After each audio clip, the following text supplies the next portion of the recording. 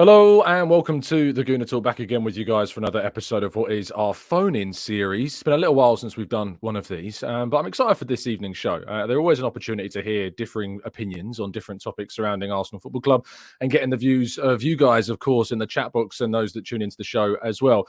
The idea of the show wasn't spontaneous. This is actually a show that kind of spawned from a few of you that sent me a video that was made in response to an article I wrote, and I've been very happy to be joined actually by Dylan, who's the person behind the video. Dylan, how are you doing, mate? You good? You well? I'm very good. I'm very good. How about you? Yeah, not bad, mate. Not bad. I suppose we should probably address the elephant in the room because it wasn't obviously the most flattering of intros to the video about it. So, and I will tell people that Dylan, first of all, fair play for coming on the channel because you are in the very small percentage of people that, you know, when I approach after anyone's called me out specifically on anything, to actually have the front to come on and do that. So fair play to you for that. And I should say that, like I mentioned, it's not like I mentioned, it's football. It's football. Obviously, I want to say, it's never anything personal. But I listen, my views are my views. And you know, I'm a passionate football fan. I'm very passionate about Arsenal. I'm very strong on what I feel. So yeah, no, I'm excited to hear both sides. What you want to say, but yeah, no, like I said, that maybe it's a bit of a harsh introduction. Maybe it's a bit of a harsh introduction. Well, people are going to see it, so they could, they can formulate their play opinions out. on that for sure. So yeah, what we're going to do is obviously ticketing is, as a topic, it's an emotive topic for Arsenal fans right now because there's a lot of frustration around the ballot system and how fans have either got or in plenty of cases not been able to get tickets this season. It's a topic that I've wanted to touch upon for quite some time on the channel as well and get people's thoughts. And Dylan's video certainly became the catalyst to cause tonight's show. So we'll kick off with Dylan's video and we'll probably pause it at different points to discuss and debate some different topics throughout it. So hopefully, and let us know in the chat box if you can hear us. You should be able to hear it through yours as well. The situation at Arsenal is getting online from people like myself and others. And let me start by saying this football club think they're sly. I'm not dumb and neither is anyone. Obviously, Arsenal Football Club can't directly respond to a video calling out their flaws as they deem this unprofessional. So they've paid some idiot at Football London to write an article defending the system on their behalf, and let me summarise it for you. So I want to kind of address the first point, which is obviously the thing where you say I've been paid by Arsenal Football Club to write that article. I wanted to express why I've obviously mentioned that as an opinion, right? Because I don't know, maybe your views are your views, but just a few things in what you've written just seem very Arsenal like motivated. Like for example, as a football fan, say we go to game. I don't know if you go to game. I go to games. Yeah. You go to games. Like we go to the games, watch the football. You know, you might get food at halftime. You might, I don't know, if every now and then you might go to the club shop after. But in the article, you mentioned, you'd like to see fans arrive in the stadium much earlier. Why is that? So I think when I was at the Burnley game, so I work for Football London, so I go to games in the press box. I'm in the press box every week at the Emirates and for the away games as well. And I'm usually sitting in my seat about half an hour before kickoff. Is usually when I go and sit there. And typically the Emirates tends to be less than half empty about half an hour before. And then, as you'll know, and for those that go to games that are in the stadium, because it's not really shown on TV, of course, that period before the game starts too much until the players come out. It doesn't really get full, you know, until in some cases, you know, maybe 5 minutes before kickoff. And in some cases, it's still obviously filling in throughout the first few moments of the game, potentially even up until the 10th minute of the game at times. And I just think that obviously we've experienced a number of frustrations with the ticketing system of how you actually get into the stadium, and you see long queues forming outside. I think the actual image that was on the article shows those queues. That was the club that messed up in the first game against Forest. So the system that they implemented, which is the digital system now, obviously it messed up in the first game against Nottingham Forest. But going back, you know, years, we've seen massive queues going outside the Emirates before games. And so that line in the article about encouraging fans to get there earlier is so that those queues can effectively go down earlier, and so people can get into the stadium quicker. Were you at the Burnley game recently when they did the Remembrance Sunday celebration? I haven't missed a single game since 2021. So the celebrations in that game against Burnley, they played the North London Live Forever, obviously, before that. And I felt as though in that game in particular, there was a real sense that there wasn't everybody in the ground, and if maybe that we'd had more people going into the stadium. And I think for the Sevilla at home game as well, in the Champions League as well before that, what we saw was there just simply was not enough people at the start of the game to get that atmosphere going from one. And because there were so many hundreds and thousands of people pouring in so late, that led to a bit of a problem. Yeah, Champions League's different. Champions League's different. So for Champions League, they have to play North London Forever before the players walk out because of the Champions League anthem. That has to be the last thing played before kickoff. That's a UEFA rule. So Champions League, yeah, it's a bit different. In regards to Burnley, yeah, I agree. I also think at the same time, there's a lot of people in the stadium these days you'll find that don't even know the lyrics. And that's an issue that I obviously, as part of what I have against the ballot, you're bringing in a load of fans, which albeit everyone's got to have their first Arsenal game, everyone's got to go to a game, but the amount of people attending their first game now compared to maybe what it was before is too high to the point where it's affecting the atmosphere. It is. Okay. The atmosphere is dropped off massively, and I do think you're right. We need more people in before kickoff, as much as like you say, we need people in for the moment the players walk out. But I also think at the same time, it's like we only need to be there. We do only need to be there for kickoff and for the players to walk out. Realistically, if that's the only part that matters. The warm up, I get that. I get half an hour before the stadium's empty, but that doesn't actually matter. It's the warm up. If anything, it's better for the players if there's no one there during the warm up. They're warming up. That's all they're there for. But I think the issue for me is that if they're not getting in early, if you're not at the stadium about 20 to 30 minutes before kickoff, those queues are going to get to a point where you can't get in the ground if you all turn up 10 to 15 minutes before a game. If everybody turns up 10 to 15 minutes before, people are going to be still coming into the stadium after kickoff. So that's the argument about half an hour, is that if you encourage people to get there earlier, have their pint inside the stadium beforehand, that costs, more, a couple of quid more than it's going to cost you outside during one of those pubs. Everything's much more expensive in the stadium. And like getting there early, like I've been there in the past where like going with my dad in the past, you get there 40 minutes before kickoff and it's like, well, hold on. There's no one in the queue. I don't really want to watch the warm-up. We may as well walk around the club shop. Now, someone who's come to their first game, which tends to be the case of a lot of people this season, obviously because of the new system, is going to go down to the club shop and they're going to drop a few £100, which is why when I say, if more people are turning up early and more of them happen to be fans that are going to their first game, that is bringing more money into the club, which is why, from my perspective, it would look like you're writing on behalf of like what the club would want, if that makes sense. Maybe, like you say, that makes sense. We need fans in the ground making noise for the players and whatnot. But I mean, in a sense that the earlier fans are there, the more money they're going to spend, simply because of the nature of the fans that are coming in now, and also the fact that of what's available. We've got the club shop, we've got the food, we've got the drink. There's plenty of stuff. There's a lot going on at the stadium nowadays, which is good. That's great. We should have stuff going on. There should be food. There should be stuff to eat and stuff to drink. But the prices of it is extortionate. The pubs down the road that I'm at before the game, it's a fraction of the price. It's nowhere near the same amount, and I still get to the game bang on time for the players to walk out. I think you're right in that sense, but I just think in terms, I think in the grand scheme of things of where our atmosphere is at, I don't think what time the fans are arriving is massively important or impacting that hugely, if you know what I mean. Okay. I think we'll probably agree to disagree on that. I just think as a solution in regards to kind of improving the atmosphere from minute one, if there's more people in the stadium at that time, I just think naturally it would. Yeah, I agree. There's games where we start off really fast and we really attack teams. I remember Man United at home season before last. We really it's almost like we're sucking the ball into the goal early doors. Yeah, that'll die off after 5 minutes. Or Liverpool at home last season when Martinelli scores after 90 seconds. It's like early doors, there's a noise for every throw in. Like really, he would suck the ball in, but there's none of that this season. There's none of that energy from kickoff. Not against Spurs, not against City. City was one of the flattest atmospheres I've seen, and City was like, that's Man City. That's our biggest game of the season. And that's the one that really like ticked me over. I was like, right, like this is a problem now because Man City at home, especially the North London derby. I made another video about that at the time, just with my own opinion and not based on anything I've read.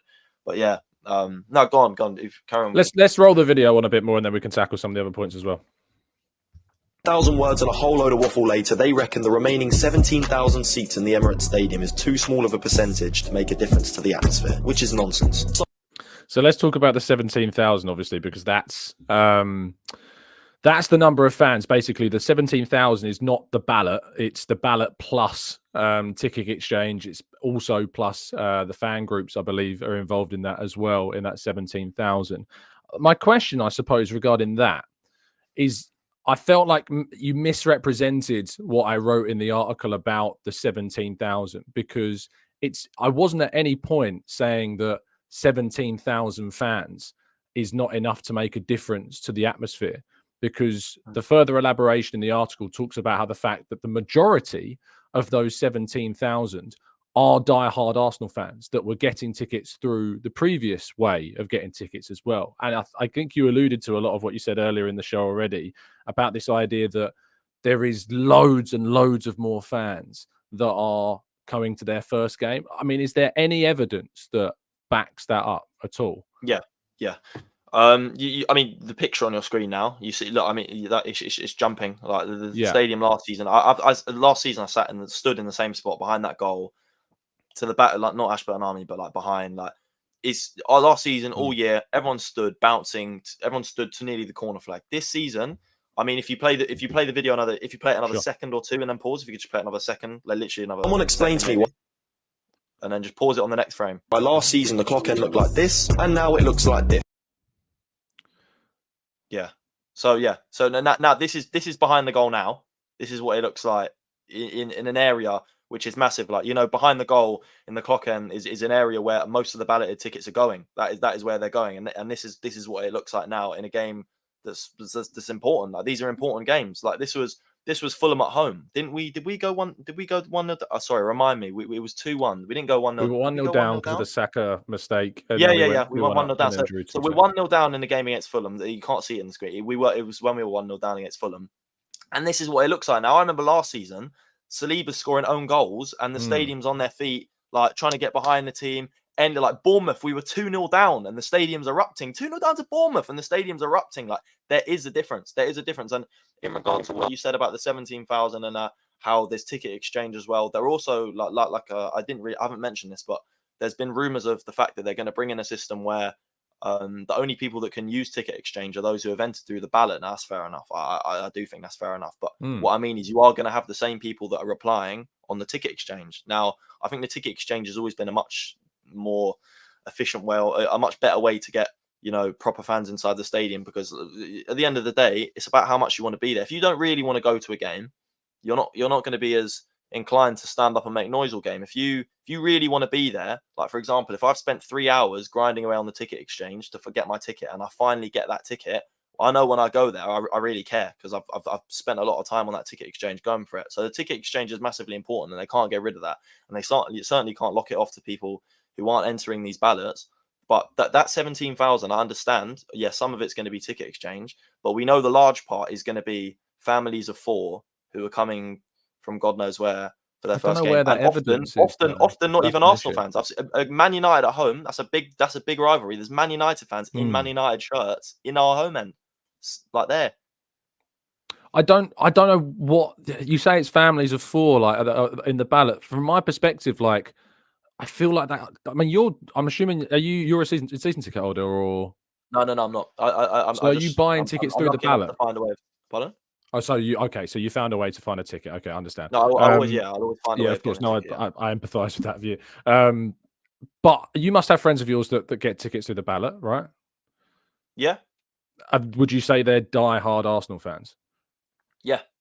So if they're diehard Arsenal fans going through the ballot system, why is the assumption that loads of other people aren't that are going through the ballot system? Because you've got friends of yours that are. Obviously, at the same time, you're going to have both. You're going to have those, but then you're also going to have the other side. Now, the last season, there wasn't anywhere near as much of the other side that's nowhere near as loud, as quiet, or cares as much. There was nowhere near that, because last season, it was so hard to get tickets, just as hard as it is now.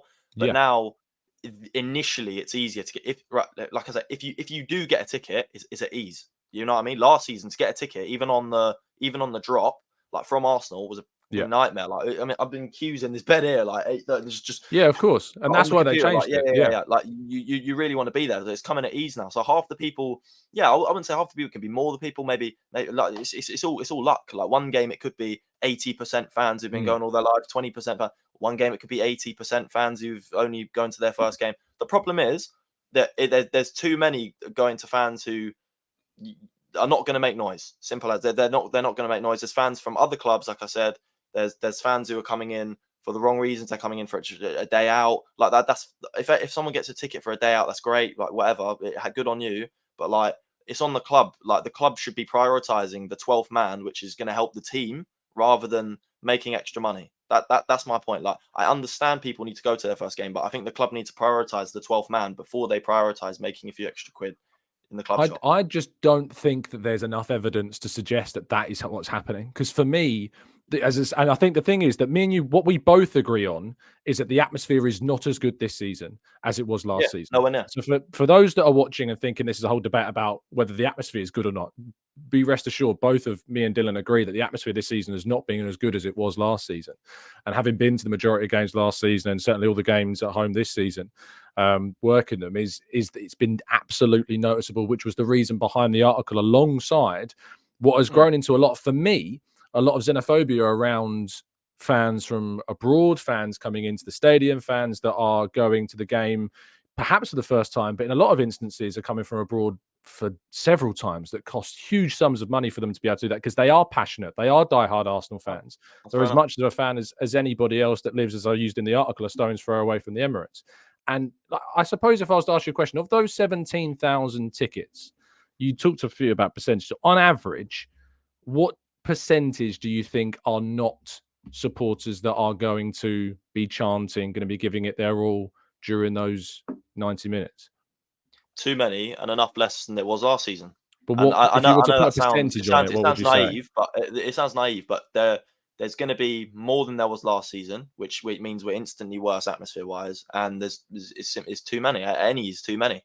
Like if you get what I'm trying to say, any is too many. Like, because last season, like I said, it was Emirates was how many games did we lose? Brighton and City. Do we lose anything else at the Emirates?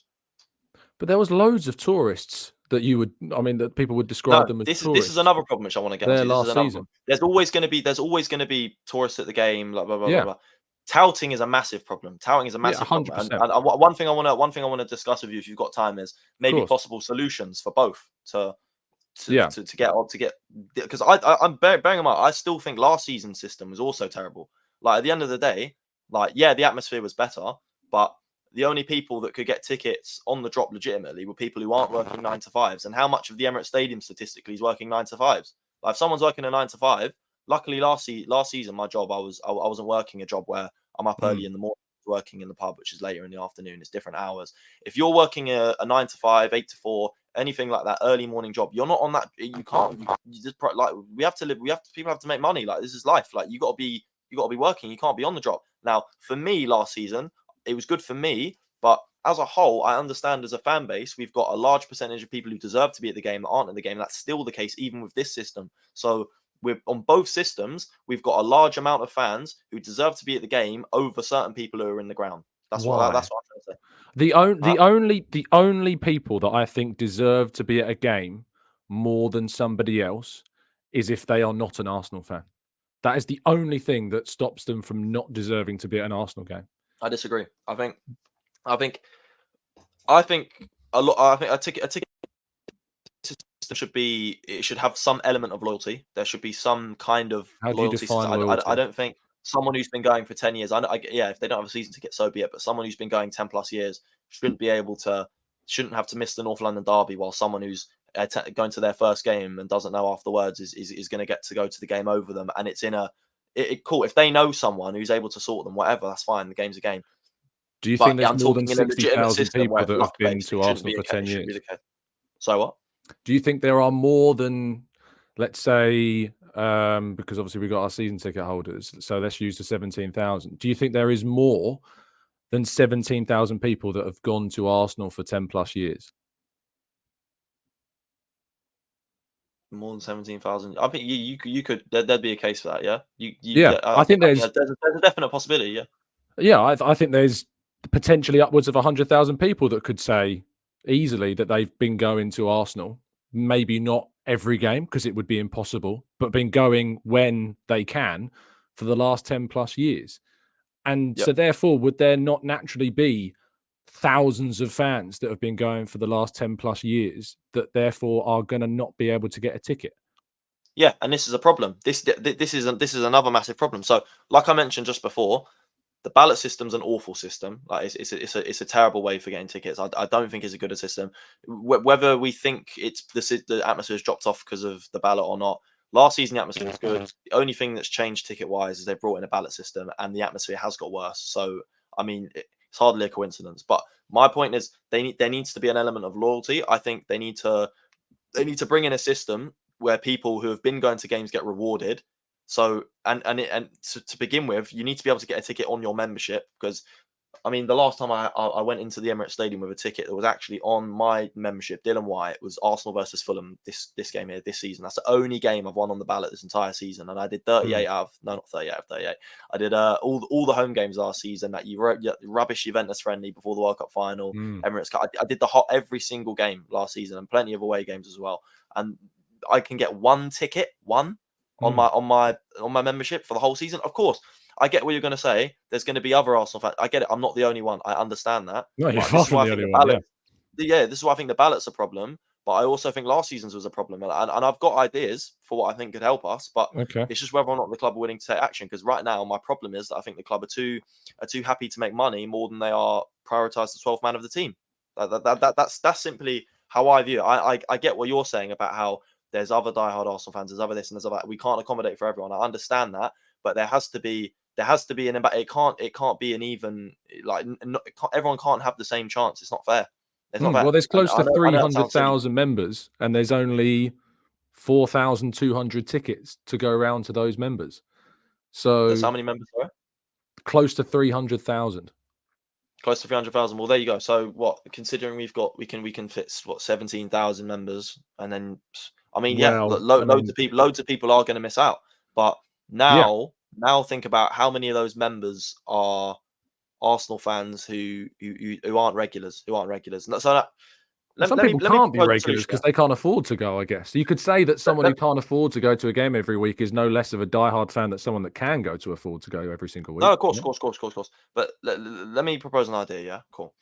So if Arsenal have a system where every time you go to a home game, you get a point. Same way as for away games, but it'll be far easier to get tickets because all of a sudden there's 17,000 rather than squeezing into 2,000, or 3,000. So if you've got 17,000 going to loyalty points, then you know that those tickets are going to go to the members. Now, obviously, you can't guarantee that people aren't going to buy tickets and sell them off. I think a massive problem is they need to bring back the membership. I think I got mine. The cards, the membership card. Before it was all on digital. I think they need to bring those back. That's an easy way to stop touting ASAP. Because think about you said 300,000 of those members. How many of them are going to be touts? Like, oh my god, like how many of those members do you reckon are there purely to make profit off? Like the amount of tweets, like snap stories, anything on Instagram I see daily, like available for Arsenal Burnley. 90 quid, like what? Some of them aren't real, it's fair to say as well. It's ridiculous. Like it's ridiculous the way people are, because people are, and it's another problem with the ballot is they did introduce the fact that you can't share QR codes anymore. It has to be contactless. But it's not hard. They just make a membership, and then the amount of profit they're making off these tickets, because they know there's people out there that will pay it. The amount of profit they're making is it's almost worth getting a new membership for every single game. It's ridiculous. So I think they need to bring back the membership cards. That's a massive problem for a start. That's just like one of the first steps. So the cards are designed to stop the touting, but won't a tout just give somebody their card and then they'll just get it back from the person they got it from after the game? Well, then so be it. But at the end of the day, like that is going to turn down touting massively. Well, I mean, arguably touting is a far, in terms of the amount of touts that exist in 2023. And we talk about the amount of tickets that are available. If you thought about how many touts existed back in, let's say, 2018, for example, I think that the club's ballot system has had a far bigger impact on negating the impact of touts, of the amount that there are in 2023, compared to what the previous system with cards did in 2018. So I didn't understand that. You lagged slightly towards the end there. Sorry. You lagged slightly. Sorry. Arsenal obviously have published plenty of numbers about the amount of touts and the amount of bots that have been tackled with this new system. And they've released those numbers. You can find them on the Arsenal website. The issue I've got is that if you're saying we should bring back the cards, Arsenal have done more to tackle touting with the ballot system than having cards had in the past. That's my kind of issue with that as a solution. No, because I think again you've got now that you've got a ballot system, you've got an even chance as anyone of getting a ticket, which means anyone who's got a membership has got a chance of landing one. And if they land one, then they're selling it on. Like all they need to do is one share of the membership, bang, it's gone. and they've got an even chance of anyone of getting a ticket rather than someone who cares. But won't that just So, like, happen if they've got a card? no, because if you're on the drop and you're trying to buy a ticket on the drop, then Yeah. you're there because you want a ticket. If someone's on the drop, you're not getting more than one ticket. But With this that ballot system system, you can rules get, like I out said earlier, you can people get four working a next to each 9 other. to The four 5, next to doesn't each other it? thing is less of a problem because it's families. I think you should be able to. The whole one ticket per membership is a bit of a problem. Like, you go to games and it's like, how are you supposed to sit with your mates? Like, Yeah, obviously, you should be able to a lot transfer of people tickets. stand I'm not behind going the to goal. debate that, yeah. You what? Sorry? You should be able to transfer tickets to. I think a membership should have like 3 or 4, memberships that are alongside it. So for friends and family, if you can't go, you can attach them to it. Or if you enter the Yeah, ballot, yeah, yeah, yeah. you should be able to do a Yeah, system where if you're there's entering the plenty of ballot, you problems, but enter with other people, and so you can sit together. I think that's certainly something that could help the system. no, you can enter the ballot with other people. You can, but at the same time, if you're a tout, all you need to do is make 4 memberships, and then you've got 4 seats next to each other. And by the way, there's a higher chance of landing in the ballot if you apply next to with other people. If you apply with other people, because then you're next to each other. So there is a higher chance of landing a ticket if you do it that way. But not entirely. Like, it is going to do worse for the atmosphere. And there's another thing I wanted to mention. If you I don't know if you're still playing the video. If you want to play on the video, Yeah, we can play it on, slightly. and then just we'll tackle a Yeah, point. yeah, go Say on. stop when you want to stop it at the point you want to Yeah. talk about. There are plenty of groups trying their best to help with the noise level inside the Emirates Stadium, but as individuals, we have to do our part and respond to the calls to be louder and on it from the first instance. When you say plenty of groups, do you mean the Ashburton Army that had their allocation halved going into the new season? It's funny the article left that out, isn't it? Yeah, I would have thought that. So I want to know. I would have thought writing about the atmosphere. One of the main topics you'd cover would obviously be the fact that the Ashburton Army, something that even the players caught on with last season, the club caught on with. Everyone noticed how much of a difference they were making last season. To help with the atmosphere behind the goal, behind just around the ground. It was helping massively. Like, and they halved the allocation going into the new season. I'm just wondering why there was no mention of that in the article. Do you know why they halved it? I've heard rumors, but there's no guarantee. Yeah, do you know? Well, the line is that they halved it because it's brought them within line with the other supporter groups that are allocated tickets by the club. So they were getting a larger proportion compared to other groups, and that has been brought in line. Though. Sorry? But they should. They should get more. Yeah. Because they have a bigger impact on the atmosphere in the ground. Yeah. 100%. So who do you take it from? I think if they're only going to give them the 100 they have, then so be it. I think it should be bigger. But halving it is an absolute. It's a piss take. Right. So if they were getting more, which supporter groups do you think should be cut to give those back to Ashburton Army? Well, I think there's a lot of supporters clubs that aren't necessary. We've got, I mean, you look at that banner on the front of the stadium, and there's a lot of bloody supporters clubs, and I get it. It makes it easier for certain fans in other countries to get tickets. And cool, we've got to have international fans in the stadium. And like I said, everyone's got to have their first game, fine.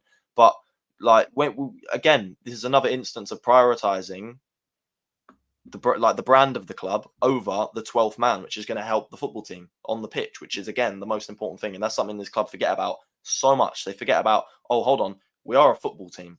Yeah, I get in football, a lot is about branding, and I get a lot is about money, but we are a football team at the end of the day, and there does have to be, like I said, there does have to be a level of priority for making the most noise for the team. And there's ways of getting around that in a fairer way than the ballot. Obviously, the ballot is trying to make it fair, but I just don't think fair is entirely ideal. I don't think it's a fairer way than the ballot, because surely you're giving everybody the opportunity who can get a ticket the chance to buy. Surely that is the fairest way. But it shouldn't be that fair. But this is where we get back to the whole loyalty thing. I really struggle with the loyalty thing, because surely if you're a supporter, let's say you live abroad and you've supported the club for 10 plus years, but by the lottery that we call birth, you've been born further away from Arsenal and have not been able to go to games for 10 years, but you've supported them as diehard, as committed as anybody else. You're as passionate as anyone that lives nearby to the stadium or lives in an area in which they can go to the stadium every week. Why are they not as loyal as those fans that have been going and can go to games? Because these fans have been going paying their money to actually go to the game. Yeah, but the only reason they can is because luck, pure luck that they can. Well, listen, at the end of the day, like I said, you've mentioned we've got 300,000 members on the list here. We can't please everyone. At the end of the day, like, if you are going to be an international fan, you do have to come to the acceptance. Oh, well, I'm not. Don't say if you are going to be an international. That's not really fair to those fans, because if you're saying if you are going to be an international fan, you're kind of. It sounds like you're disregarding them. Like, if you're going to be that, they don't have a choice. I'm not disregarding. Having international fans is massively important. It grows the brand of Arsenal Football Club, and I know Arsenal need that.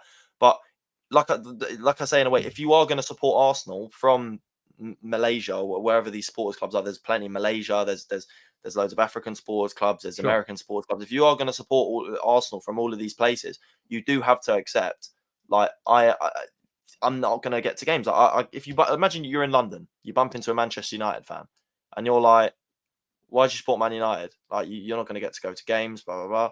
And they tell you, "Oh, I don't know, just they're good. Chose Man United when I was young. Come up with a rubbish story." At the end of the day, they know they're not going to be able to go to as many games, but that's a sacrifice you make supporting a team from far away. There's teams locally. There's football. Football is a global sport. There's football all over the world. There's a saying, "Support your local." I do genuinely believe in support your local. Listen, I understand you're going to have a favorite club, and maybe someone who's been living abroad, maybe one day what they want to go and see Arsenal. Fine, but there's a time and a place, and that time and a place shouldn't come at a time where the team's flying and we need the 12th man in the stadium, and we're prioritizing having those fans who, I get it, I get it. They want to come to an Arsenal game, but you've got whoever you've got round the corner to go and support. Having Arsenal is an extra. But for people who are local, it's our club. Yeah, do you get it? Like, I get it. It's their club as well. But no.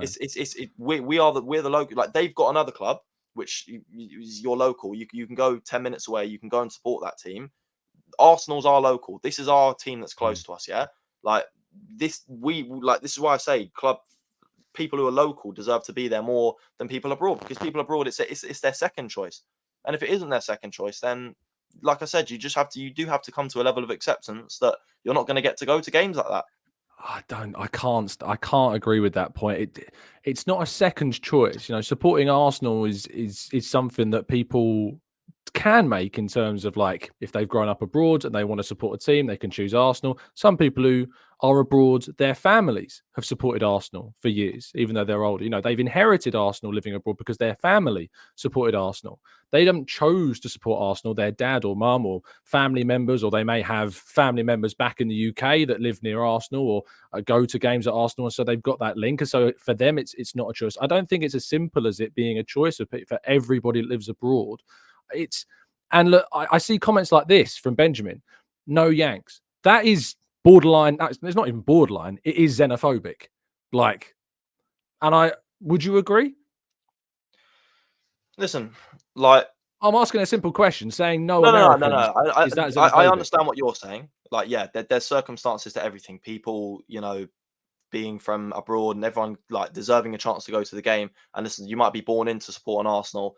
Like, obviously, there's no to this, no to that. There's no discrimination. Is not a thing. We don't do discrimination. That's fine. You'd say what Benjamin said, like I've mentioned many times in this live stream, everyone should have a chance to go and see Arsenal. Like, maybe if you don't support Arsenal, maybe one day in your life you get a chance somehow through someone, someone's got a ticket, you get to go. Fine. Like, if you want to go and see the Arsenal, you should have a chance in your lifetime to go and see Arsenal. All I'm trying to say is there should be a level of priority. There should be a priority for the people who are local, where Arsenal's their local, Arsenal's their main club. It's the club they've had. It's the only club they've got. Okay, cool. Say you live in North London, Arsenal's the cheapest club for you to get to. If you live in Asia, for example, it's going to cost, or America, it's costing you hundreds to get to Arsenal. Yeah. Same way, if I want to live in London and I want to support Man United, I've got to know that, all right, cool. If I want to go and watch Man United, I'm going to have to spend this much on a train ticket and then this much on a ticket. It's going to cost more. Like, I get it. Obviously, no discrimination, but there has to be a level of priority. There does. And I think this is where we disagree, because I feel like you're happy to have anyone who carries the label Arsenal supporter in the stadium, and I just don't think that just can't be the case. I get it. If you're an Arsenal fan, but I'll happily address that point. I just want to clear this point out. Would you agree that saying no Americans is xenophobic? How do you mean, like racist? No, xenophobic. I'm just going to be honest. Yeah, I'm not massively familiar with that term. Go on, can you explain it to me? Oh, I'd ask you if you think it's racist to say that if you're American, you can't go to an Arsenal game. No. Of course.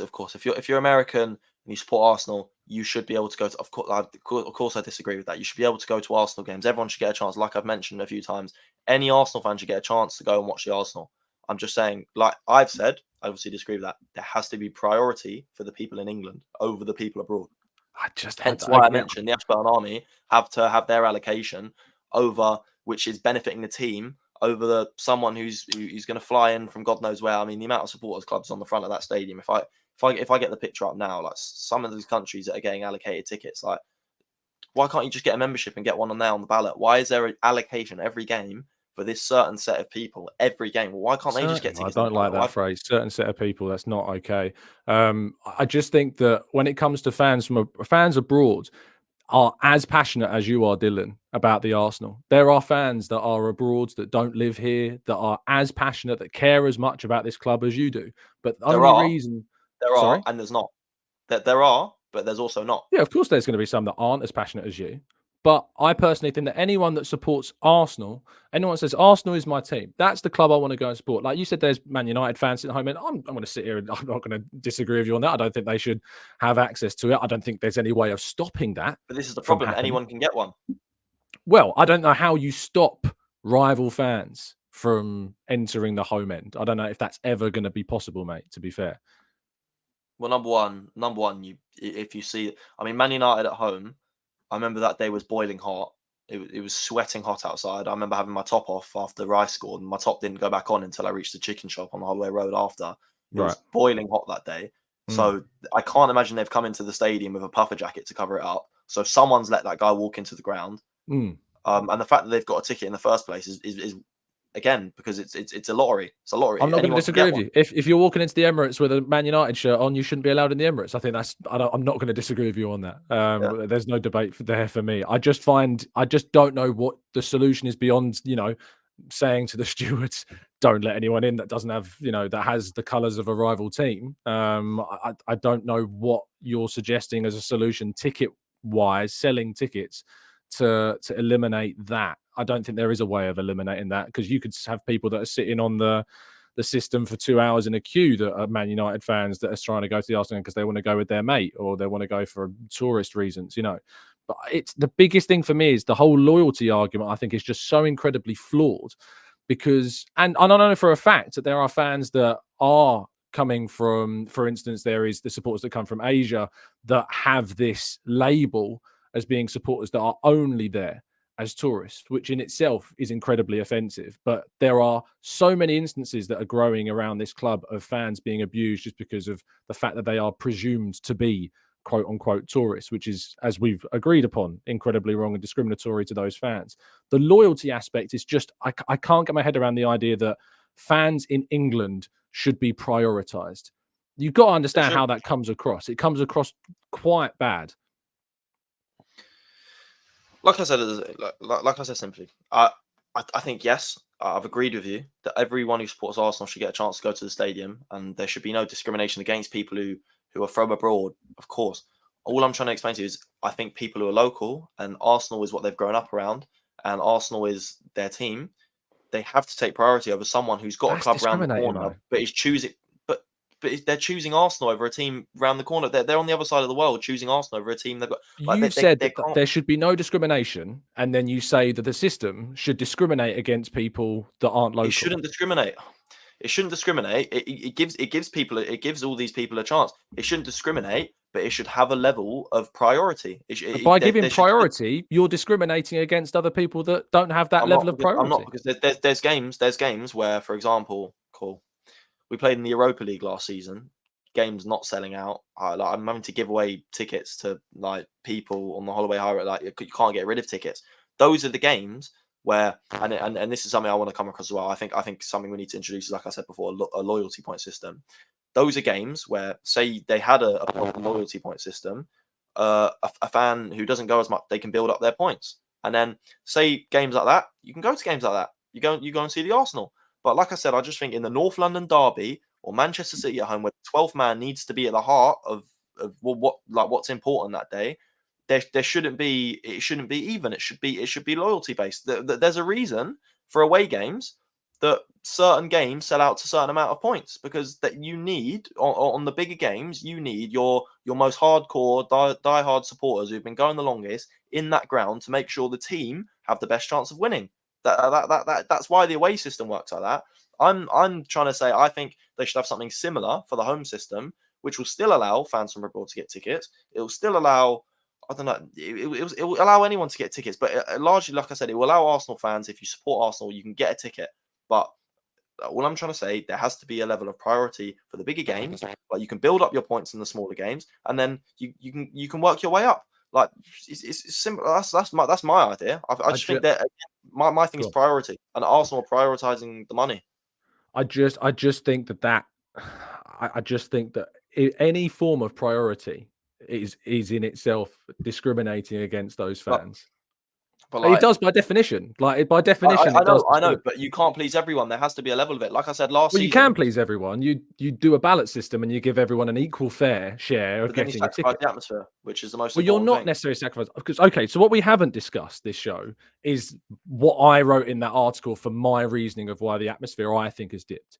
And for me, the reason why the atmosphere has dipped this season is because last season, what we saw was incredible atmosphere throughout it. Not all the time. There were still games where it wasn't as good, and typically they weren't the games that were the biggest of seasons. Yeah. And I think that this season, the reason why we've seen a dip is because the expectation around what this team is and is about and what it has for this season amongst fans has gone up into the stratosphere, because people last season did not expect us to compete for the title. We're being very honest. The vast majority of fans were not expecting Arsenal to be in the title race. And that feeling of being in the title race carried the atmosphere, with help from people like the Ashburton Army, for sure.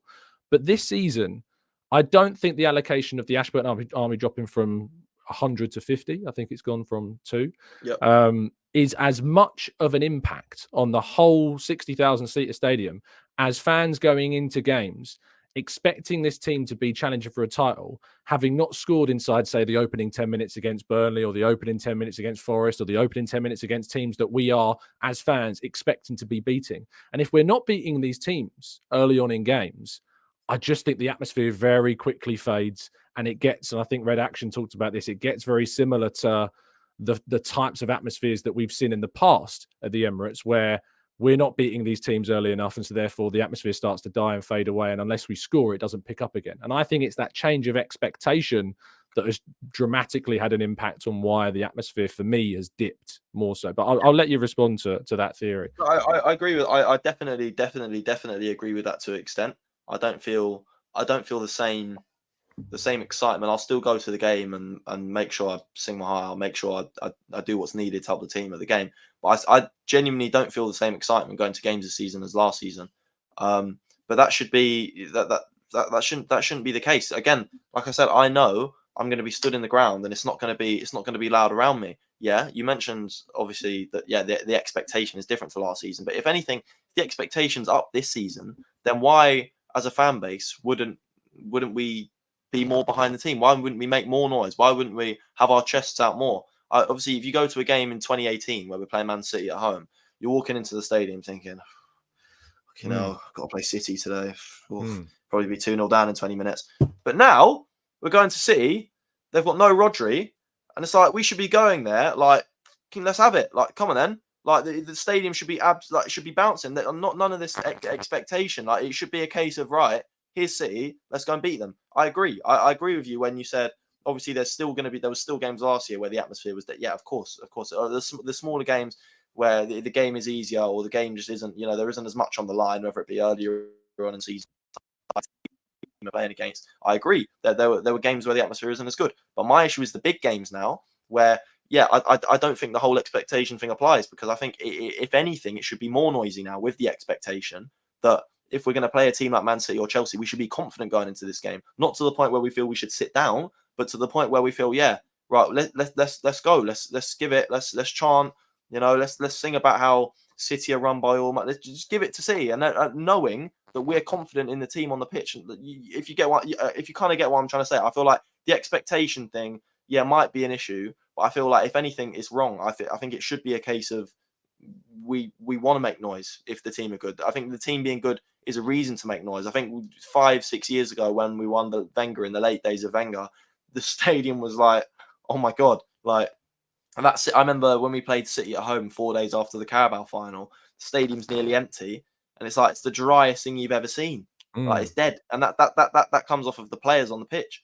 But if the players on the pitch are giving us something to sing Where about, was the loyal still not fans then, singing. during that period? Where are those loyal fans then? You know, I was there. I think that I understand like the idea around you know, you want a stadium to be filled with the loudest of supporters. But the problem is that not every fan is that way inclined. There's 40,000+ season ticket holders in the Emirates.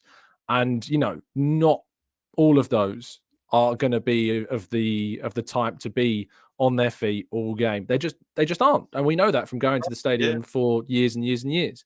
But that doesn't mean that they're not diehard fans still. That's my issue with that.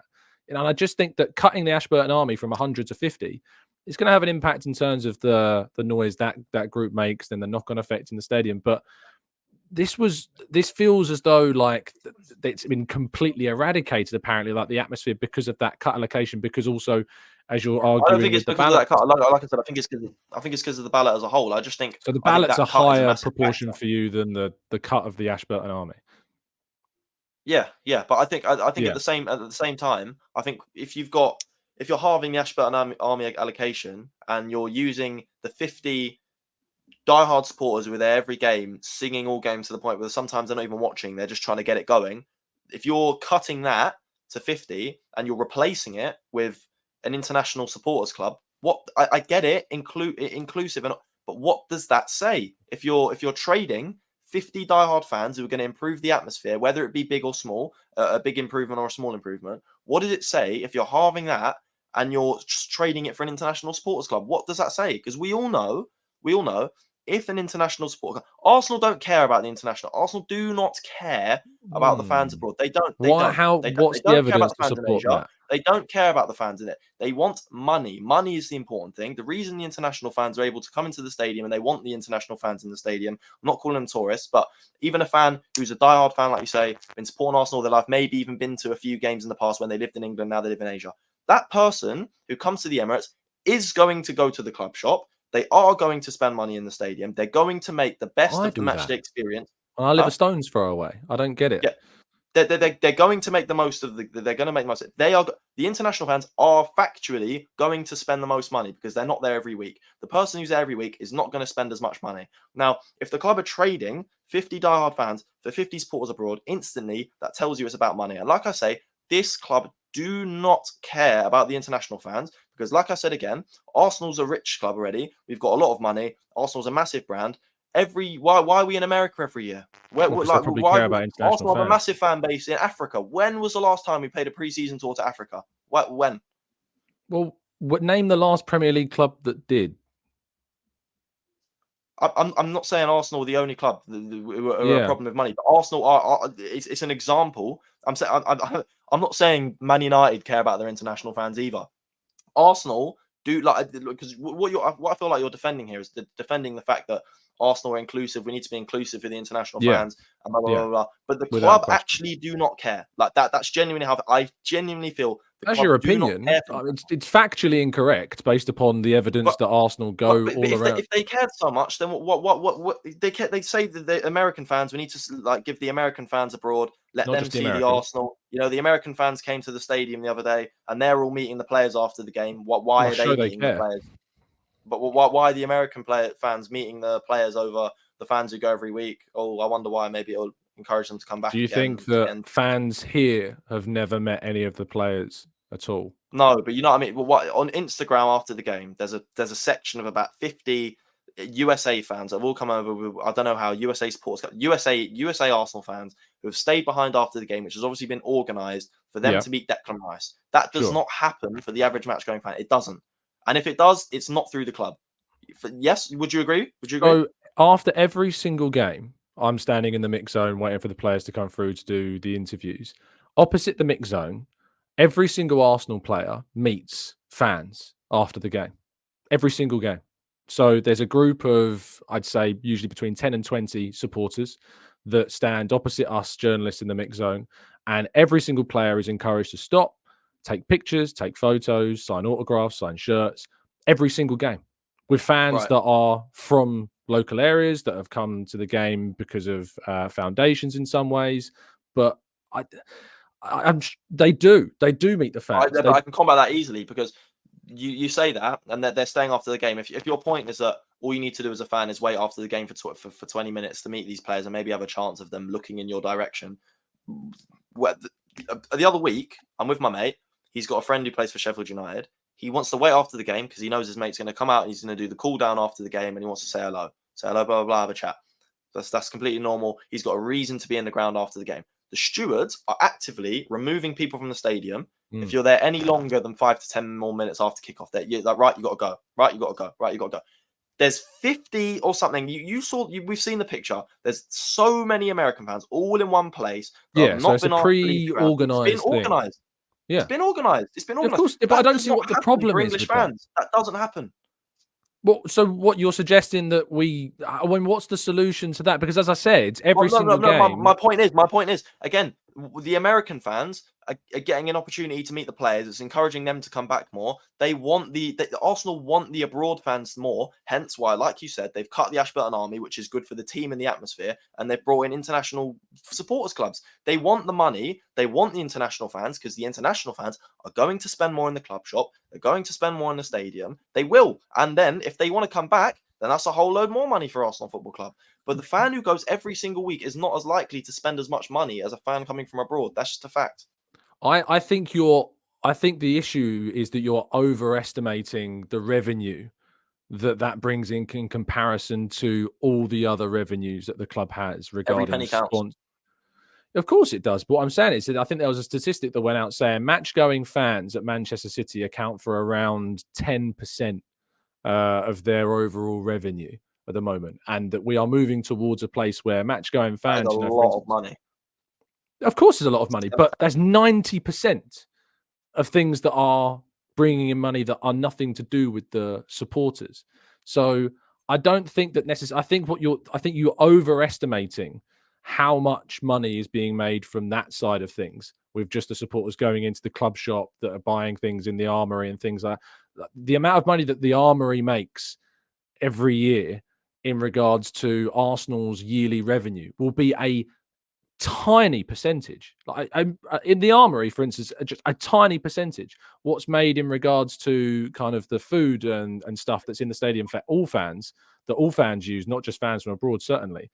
Like it's such a small thing, like for the club financially, because as I said, commercial side of things, sponsorships, prize money, kit manufacturing, kit sales across the world, of course, anyway, with fans that don't have to come to the ground, because we say that those fans that are coming to the stadium, they're going to go into the Armory and buy stuff. Those fans that are abroad, 9 times out of 10 have already got the shirt because they ordered it online and ordered it to wherever they are in the world.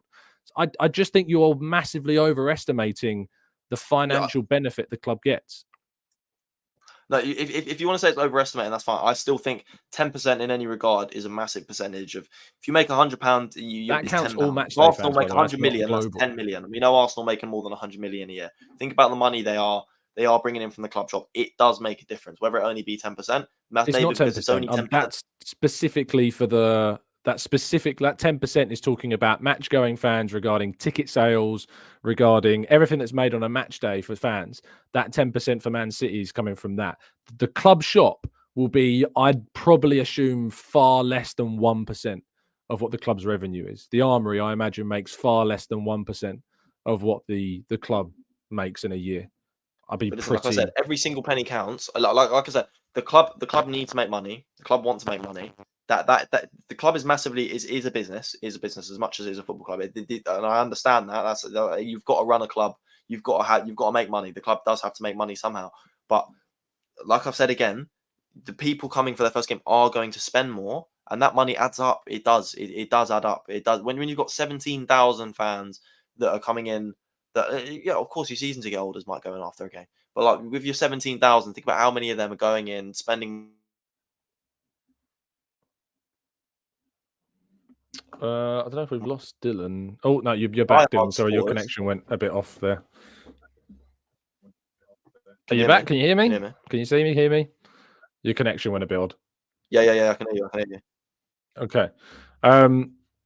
So you went a bit weird about 5 seconds ago.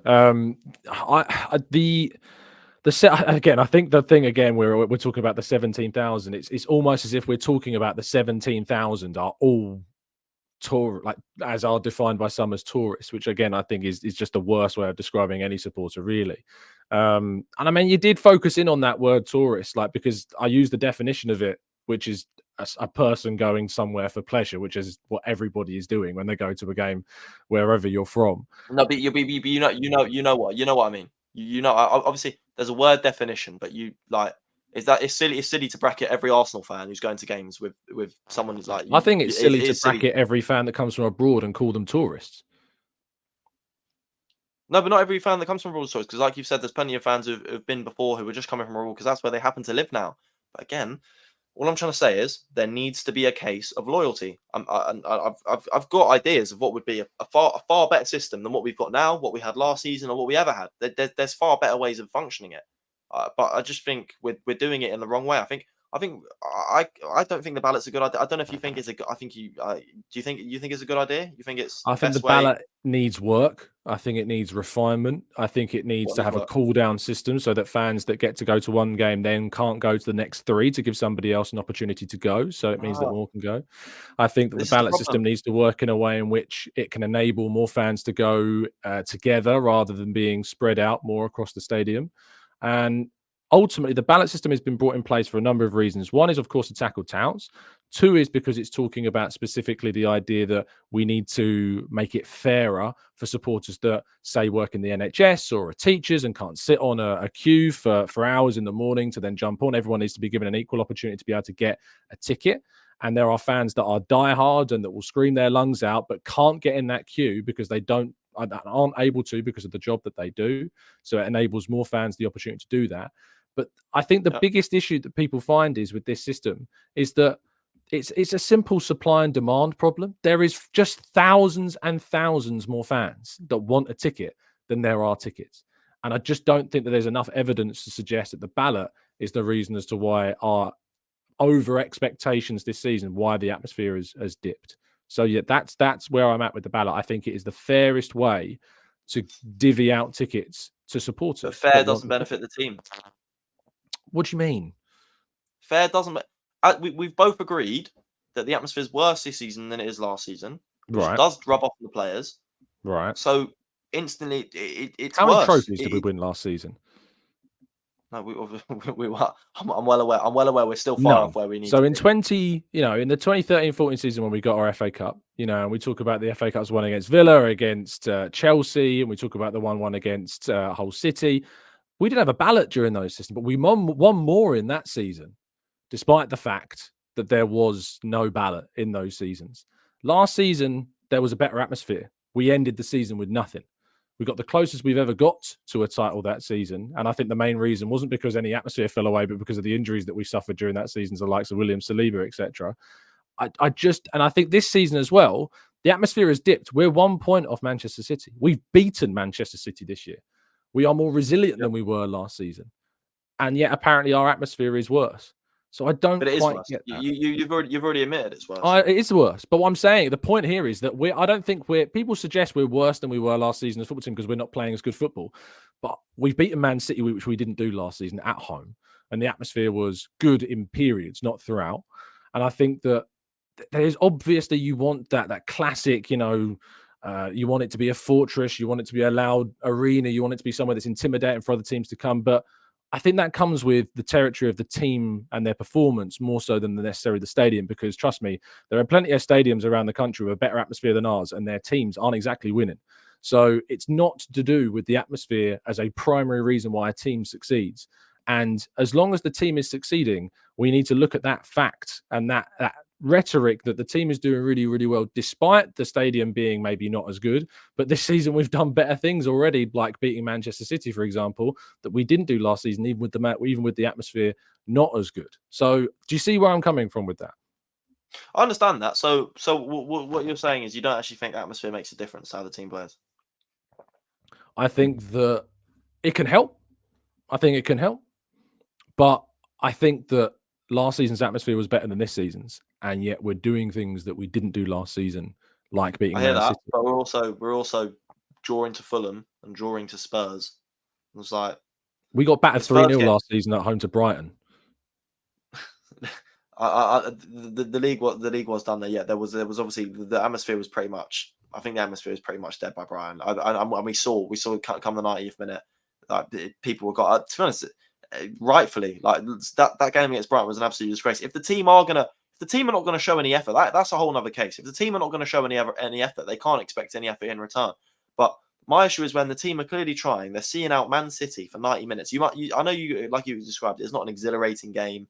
There wasn't anything that gets the fans off their seats. But we're seeing off Man City for 90 minutes and they haven't scored, and we're defending well. We're keeping the ball well. We're creating chances. And yeah, luckily we got the goal in the end. But if we hadn't got that goal, that game would have petered out as a 0-0 against Manchester City in our biggest game of the season, where the game was flat all game. And Spurs is a massive one. North London derby, you need the 12th man. Whether you might be Barcelona and your rivals are God knows whoever, the Sunday League team around the corner. You need your 12th man in a derby. You do. Like you do need your 12th man in a derby. And they did not have it against Tottenham. They didn't. Do you think the atmosphere was better in the 3-1 defeat to City last season or the 1-0 win over City this season? 3-1 defeat any day of the week. And so it didn't make a difference. We lost. No, but my point is, last season we obviously didn't have a ballot system, did we? We had a system where everyone who wanted to be in the stadium really wants to be there. And albeit I've told you, I still think last season's system was unfair, but at least it was unfair in a way that benefited the team. This way is not benefiting. It doesn't benefit the team. I just don't think there's enough evidence. I don't think you've put across any. I think the evidence is clear. I mean, the evidence is. I mean, you've seen the picture. You say the evidence is clear, but you're not giving me any. Everyone stood behind the goal. Is sat down. Like I think that's enough. That's enough. You put up two pictures earlier. So if we had the two pictures that you put up earlier, you know that the first picture you gave me is after a goal scored, and the second picture you gave me is after we've conceded.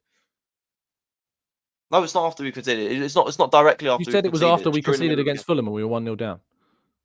No, obviously we're not just conceded. When I say yeah, we conceded in the game, but it's still, like I said last season, it'd be a case of if we go 1-0 down, the stadium's getting behind the team and everyone's up off their seat trying to. Because like I said, if I'm going to spend hours on the exchange grinding or sitting in that queue for 2 hours, I really want to be there. And if I really want to be there, then I'll know I'm the sort of type to go there and make noise regardless of what's going on. But if the team are going to be like. It's not always dependent on the performance. Like I said, it's evidence. You just said a second ago, if they're not playing well, you're not going to. Why should they get the support? So it must be on this performance. Huh? You said a second ago about the Brighton game. You know they didn't deserve the support because they were so bad that day. But then No. That's different. I was referring to the fact that the fans left the ground early towards the 90th minute. The fans left the stadium. That game. I remember the atmosphere was good that game, but when we go 3-0, and it was quickly as well. We were 1-0 down. The atmosphere was good. We were pushing for that equaliser.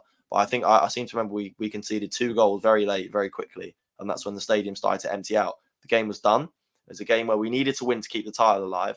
And the team went out and gave absolutely nothing. We got battered by Brighton at home.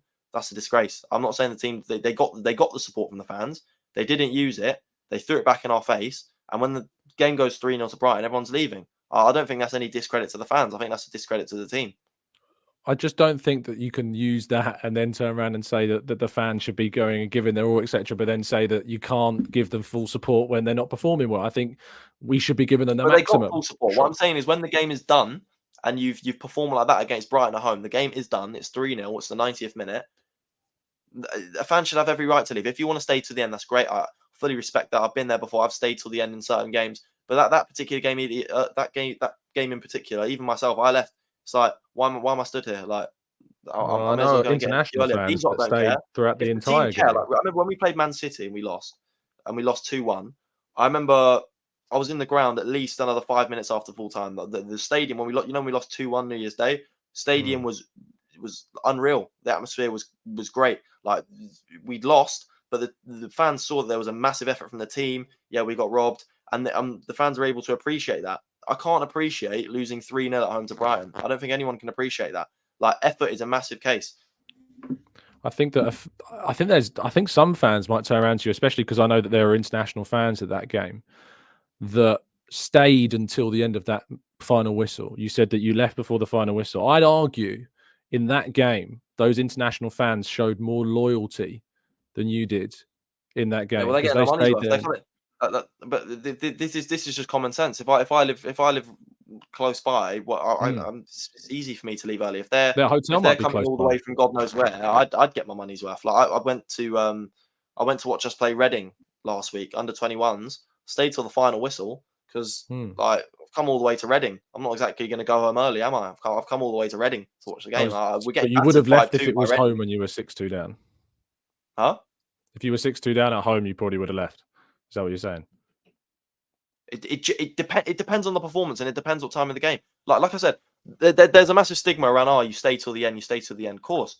But like, it is also dependent on how the team perform and what kind of energy the team give. Because, like I've said before, if they're not going to try, then it has to work. It has to work both ways. Now, the team are playing against Tottenham, and if there's no effort from the fans to make a noise, then it does rub off on the team. We can't say that the atmosphere from the fans doesn't have an impact on the players.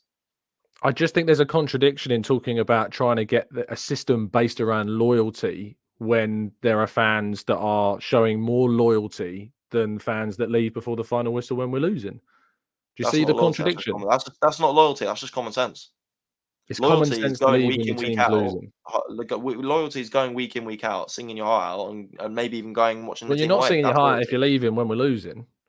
No, loyalty isn't going to a game and staying till the end because you want to get your money's worth. Like there's common sense to everything. There is common sense to everything. Like I'm not gonna shit on someone who's leaving early because they still go over it, they still support the team, but maybe they need to get somewhere. They want to go and do other things. Like there's more to life. Like, you know what I mean? Common sense is that someone who's come from the other side of the world that spent all that money to come is going to stay till the. That's just common sense. I So think that anything shows you put loyalty coming from the other side of the anything you world. put a lot into, you're going to want to get a lot out of. That's just common sense. I just can't. I just think there's so many contradictions regarding kind of this loyalty thing, and then saying that you're leaving. I think there's other Listen, there's contradictions. contradictions to everything. I want to point out there's contradictions to everything. There's contradictions to every side of everything because, like I said, you're never going to have a perfect solution that pleases everyone. Like you're not going to have in your argument here about fans leaving early or a fan staying to there. You're never going to have a perfect. There's a contradiction to everything. But the problem is what comes first for me. What I want to see put first by Arsenal Football Club is the team. I want to see the team put first. And that's it. I want to see the team put first. And my main problem with the ballot is that it doesn't put the team first. It puts money first over the team. That's my problem. Again, I don't think we're going to agree on that point. I just think that the ballot system is the fairest way of giving the most fans who support this club an opportunity to get a ticket, as opposed to fans that are able to sit in a queue for 2 hours, 3 hours beforehand. That shows commitment. It shows desire. I'm not going to debate that. It certainly does. And I've respected those fans that sat in those queues for hours. I've got friends that did. And I just think that... Again, I'm not saying that should be the system. I'm not saying that you're saying it should be based on loyalty, but again, I think there's a contradiction in a fan's loyalty that won't stay to the end of a game as opposed to a fan that will stay to the end of a game. I think that shows more loyalty. That's just common sense. I don't think it is because I know that there are fans that have travelled or not travelled that have stayed to the end of the game. They're not going to get their money's worth. They're staying to the end of the game because they're loyal to Arsenal and they want to show their support to the team to the end of the final whistle. No, that might be the case. And there's plenty of fans who will stay to the end. But what I'm trying to say is, common sense on average is that if you have put a lot of time, money, and effort into something, you're going to want to get more out of it than if you haven't. If I've spent 20 quid on my ticket and I've hopped on the Victoria line and got to the game in 20 minutes, I'm not gonna have the same. Oh, I've got to get something out of this. Like you know what I mean? Like that is just common sense. That's common sense. That's something that I don't think is worth arguing. Like that is just that's just life. That's how it works.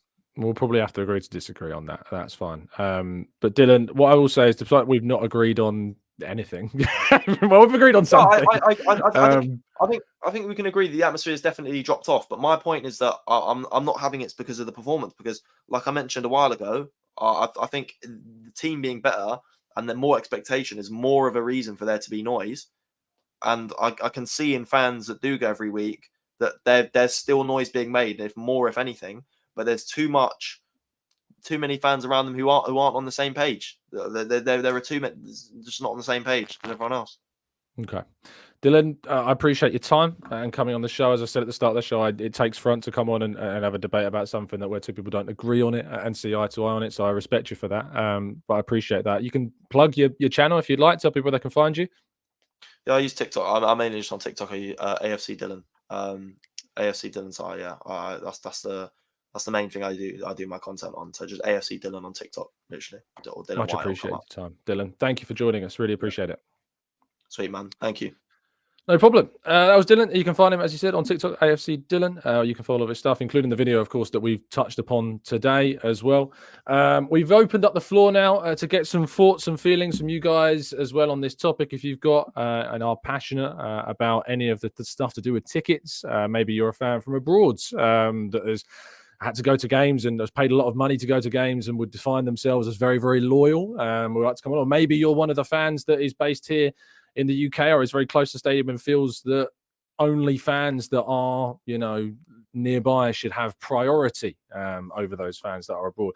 If you would like to come on, the link is in the chat. There is a link as well. I'm going to add one to the video description. You need to be over the age of 18. You also need to have a webcam and a camera on at all times if you are. So that's the only way that you're going to be allowed in. Let's open up the ballot, shall we? The ballot. Let's call it the ballot, shall we? Open up the system to everybody in the chat box and hope that we can get some fans in here to provide maybe an adult's view on this one. We're going to go into the comment section as well and get some of your thoughts. See people talking about climate causes in here. Let's go to Gary says, I've said it before. I've been a fan for 45 years. And I've seen them 8 times. And I'm going on January 13th against Palace with my boy who has never seen them. It's costing us £400 and we can't wait. Gary, I hope you have a fantastic time, mate. I hope you're going to enjoy it. VJ joins us now. VJ, how you doing, mate? You good? You well? I can't hear you, mate. Speak for me. I'm not sure I can hear you. I still can't. Sort your microphone. I'll leave you in the background bit. Just sort your microphone out and I'll get you back in. We're going to add Ethan to the conversation now. Ethan, how you doing? Hello, can you hear me? I can indeed. That's the first problem stuff. How are you? Yeah, I'm good, thank you. Listen, have you been listening to the conversation? Have you heard most of it? I have been, and I've got to say, I'm calling in from New Zealand at the moment, and some of the dross that I'm seeing in the chat and from Dylan, honestly, mate, it is heartbreaking to hear. As a guy from New Zealand who gets up at for 38 times in the year at 4 a.m., who messes up their sleep cycle, who messes up work on Mondays just to support this club that a lot of people around the world love, and to be called a tourist and to be called not loyal and to say that it's a second choice. I think it's absolutely ridiculous. And I couldn't be more insulted when I hear things like that. Yeah. I think we saw obviously from that previous fan, you sure jump in just a second ago, like that's the fans that are telling you that you're not a real fan. They're the fans that are telling you that you're not worth as much as they are when going to the game. Have you been able to ever get over for a game, Ethan, out of interest? Yeah, so I did a 2-year OE experience. It's a typical New Zealand thing to do, to come to the UK and do that. And I was fortunate enough to go to Arsenal versus Bayern Munich, where we won 2-0 on a Champions League night. Mesut Ozil scored that sort of goal that went over the line. That sort of, there was a bit of a, did it go over? Did it not go over? It was a delayed celebration. Yeah. But that game, it's the only game I've ever been able to go to, but that's a core memory for me. That thing I will hold on to for the rest of my life. And the fact that you've got people out here just saying that like for that to be such a big thing, and for the work that's done in New Zealand to get up and go to the games, to diminish what time is it's just a 3 o'clock kickoff for you is what, something like 3 or 4 o'clock in the morning, isn't it? Something like that. Oh, I hate 3 o'clock kickoffs. Yeah, it is 3 in the morning. But you still get up and watch them, which is I know because I would define as loyalty, Ethan, is what I would call that. Absolutely. It's in that in-between period of, do you stay up and watch it and you watch the early kickoff and then you stay up till 3 a.m., or do you try to get some sleep and then get up there? So, and it messes up your Monday. You know, you go to work, you're tired, you're knackered, but it's the sacrifices we make for being supporters on the other side of the world. So absolutely. Just to get some reaction, one of the things that was obviously said in the first part of the show was that fans that live locally should get priority of tickets. I want to ask you about any sympathies towards that point of view, because I think it's important to have balance there, because I get the frustrations of fans that have been going, say, let's use the example Dylan used of 10 plus years, that have gone week in, week out. They went when it was bad. They went when Unai Emery was manager, for instance, or they went during the end of the Arsene Wenger. I'm sorry to bring up those horrible memories for us. But they went during that period. And then now we're doing really well. We're winning games. And obviously that means that more people want to go. And that means the people that were going during that period and live very close by that are not getting as fortunate in a ballot system as they were when it was to apply and first come, first serve type of thing. Do you have sympathy for them? And in some ways, do you understand the anger that is coming from them as well? I do. I definitely do. I would also agree with Dylan that the ballot system, and yourself, that it is imperfect. Yeah. I think I saw a lot of people in the chat mentioning bots are a massive problem, and I think that whilst I think the problem is being inflated, there are inevitably tourists who maybe don't support Arsenal and are just in London. They want to catch a game. That's present, but that's present for every Premier League club, especially in London. That's always going to happen.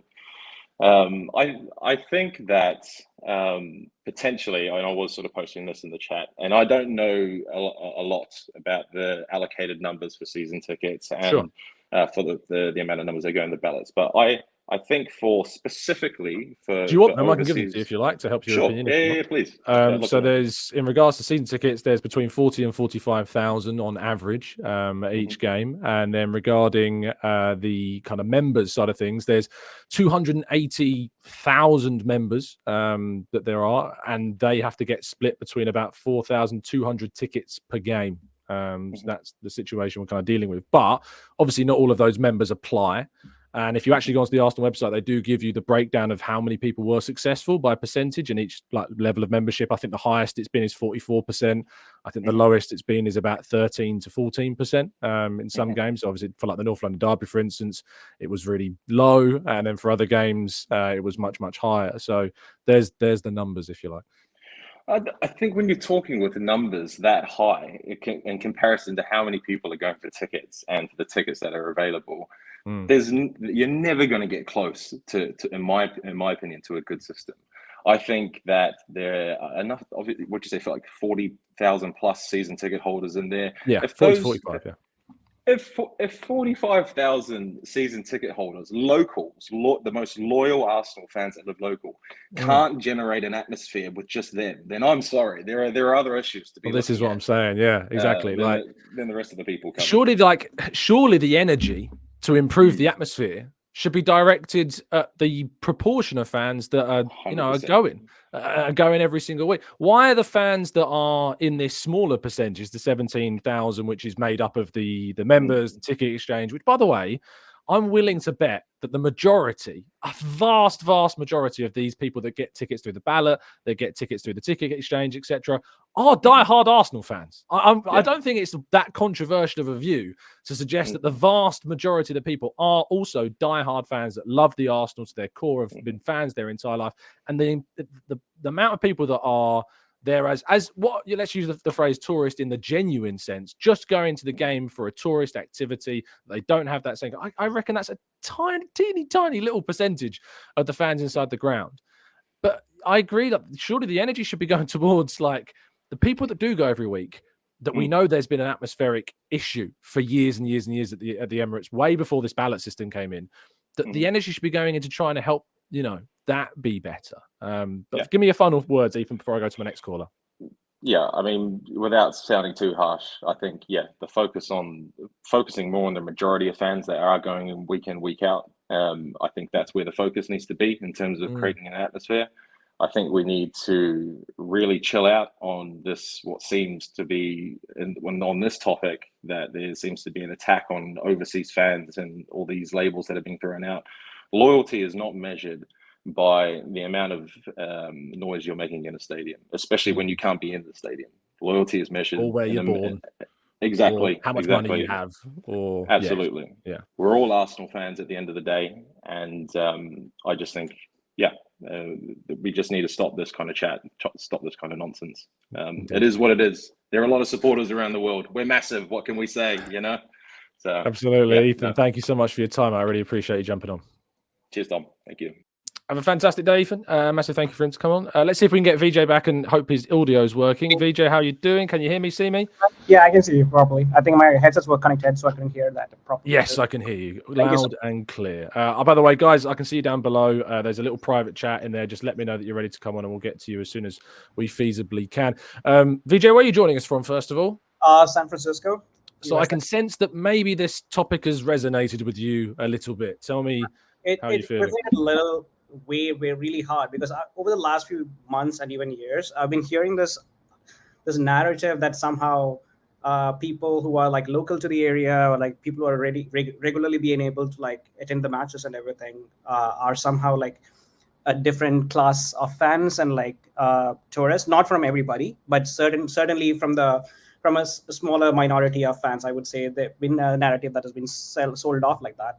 And the other idea I would like to especially mention is that last year, I think it was when they came to USA, I remember that they sold this concept of the little Islingtons, which is basically understanding the idea that Arsenal is no longer considered, or many clubs by that matter, like United, Liverpool, whoever be them, they are all like considering that we are a part of a community, and whether it be you are a local of London, or whether you are from, say, a small town in India, some Kannur or whatever, where I am originally from, by the way.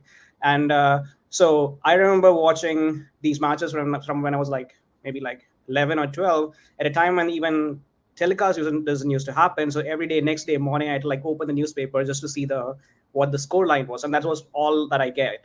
And then on the weekends, they would show the goals of the week, and that's about it. And from that point onwards, there are people of that nature who are like, and to call them, and I don't even consider myself to be, there are even extreme levels of fandoms that I've seen from even my previous generations, from my dad's generation, my granddad's generation, who've been supporting clubs like Leeds United, Arsenal, and stuff like that, and they still do. So to actually say that those folks who are actually see the least and support the most almost for a longest period of time are not as much a fan as much as the person who attends the matches. I find it to be a little disingenuous. And so I'll be fair to Dylan. I don't think he was saying, he didn't say either way, I don't think, but I don't think he was saying they weren't as much a fan. He was describing that the fans that go to the games in terms of accessibility to tickets, people that are local, people that live in England, I think was the phrase, should be prioritized. I don't want to be unfair to Dylan's point of view and say that he was saying that ex-fans of this. I'm not actually explicitly mentioning about what Dylan's comments were. I'm just telling, but just a general view that there is. I just wanted to give that just to benefit of the listeners. I just wanted to clear that up. That's for sure. Cool. And I understand the frustration with the locals over there who have been like going for matches for like so many years, who suddenly out of the blue are not able to like attend the matches that they were used to with families and so on and so forth. But at the same time, I think we have to accept reality here. Like you said, there's a demand and supply problem at the end of the day, which is like thousands of thousands. And I think currently, in Insta, we have like close to a little more than 1 million followers or something on Instagram, if you check about it. And I'll have a look. So, surely it's more than 1 million. Is it more? I think it's 2 point something, but like I'm not really sure, which is why I want to clearly mention 28.2 million on Instagram. Wow. A little bit more. Let's add some fake bots to it, but still it'll be a little more than that. But still, at the same time, I'm just saying like it's huge fan base that we have, and then there's no way 28.2 million people can ever attend those kinds of matches like over a period of a year. And like I was able to attend, fortunately, after like 20 years of supporting Arsenal in the only like last April for the first time. And it was the greatest experience I've had in my entire life, I would say, because of that day. And I have to go back with that. But the point was that even when I was like buying tickets and stuff like that, I would have pretty much to officially contribute that money to my club. Whereas I had to like buy ticket through a external party or like a friend of my friend and like things like that.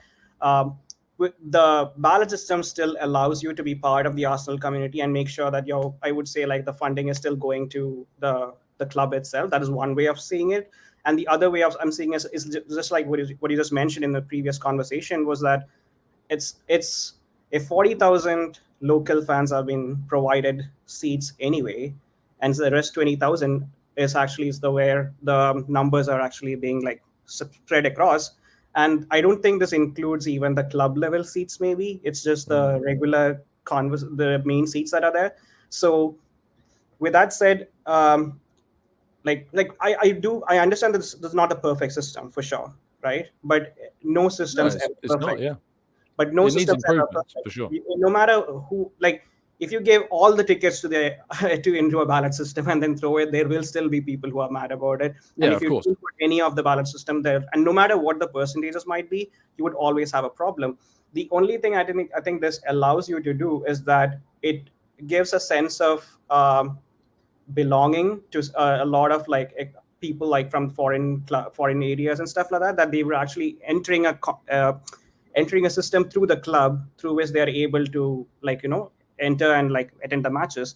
However, I would say with this respect to uh, the what do you call it, the feeling of the crowd and like the how good the atmosphere was and everything, I would say like there should be certain sections which are like maybe designated, like how you have the yellow wall for the Borussia Dortmund, or like like I did feel, to be honest with you, a little bit for the Ashburton Army when some of the members said that they lost their seats because of the system. For sure.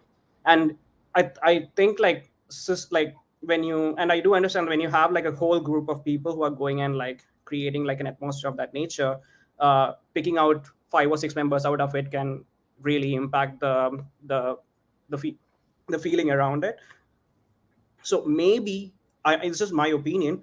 It's just like maybe a section of the crowd maybe like could be for like certain specific fan groups who are like associated with the club, who can ensure that such kind of atmospheres are done. And within that fan club, like they can rotate people or whatever, like some form of system of that nature. But all these things I feel like will never be really like completely accepted by the entire community. It'll always have problems. But the one thing I would say is that as a person from from a place outside, if I had an opportunity to enter a ballot system from a foreign country to actually come attend the match, I would rather do that rather than.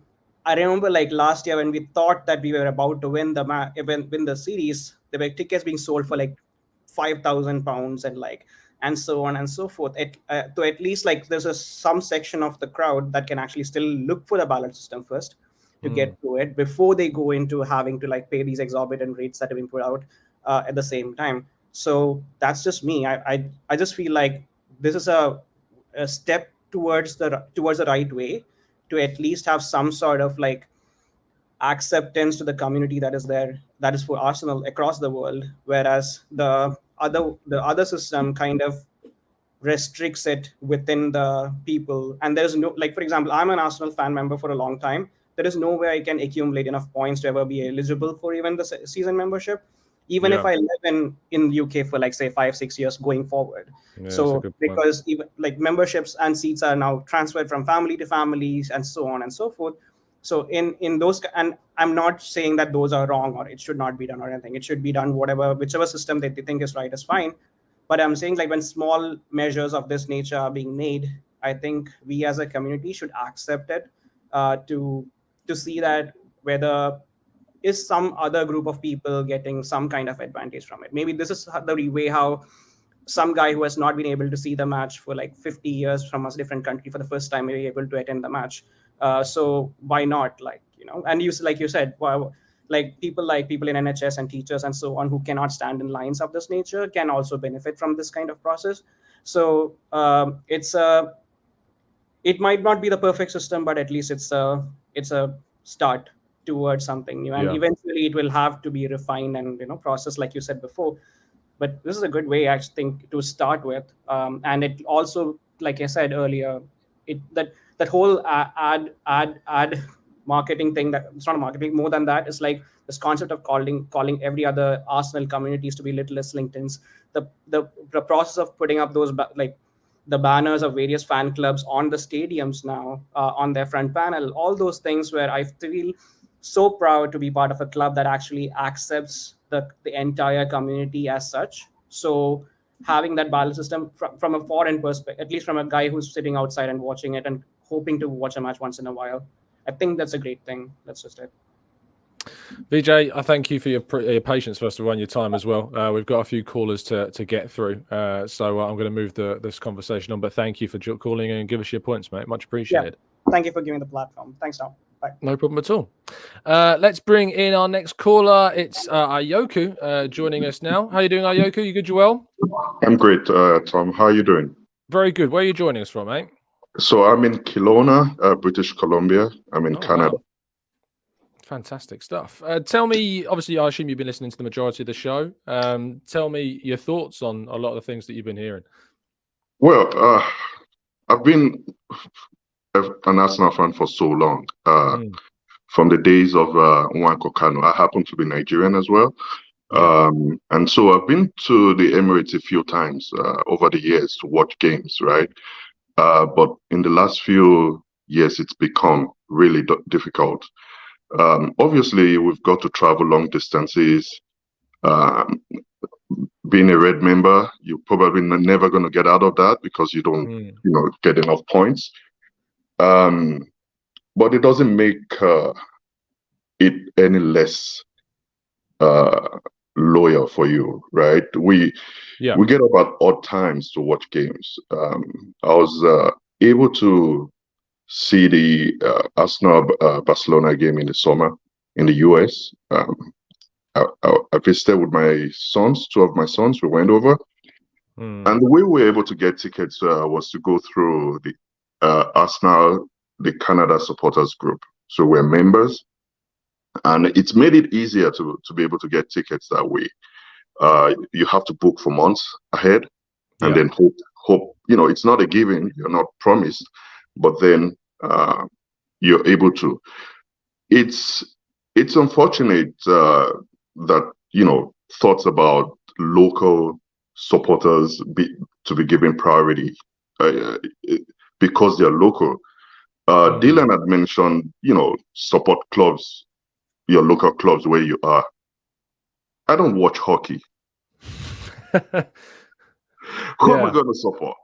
I've supported Arsenal for 20 odd years or more. So the fact that I've moved out here doesn't make it less for me, as a fan. Yeah, I mean, there's going to be a lot of fans, like you, Yuko, who are, am I pronouncing that correctly, by the way? I just want to make sure I got that right. Yeah, you're cool. Perfect.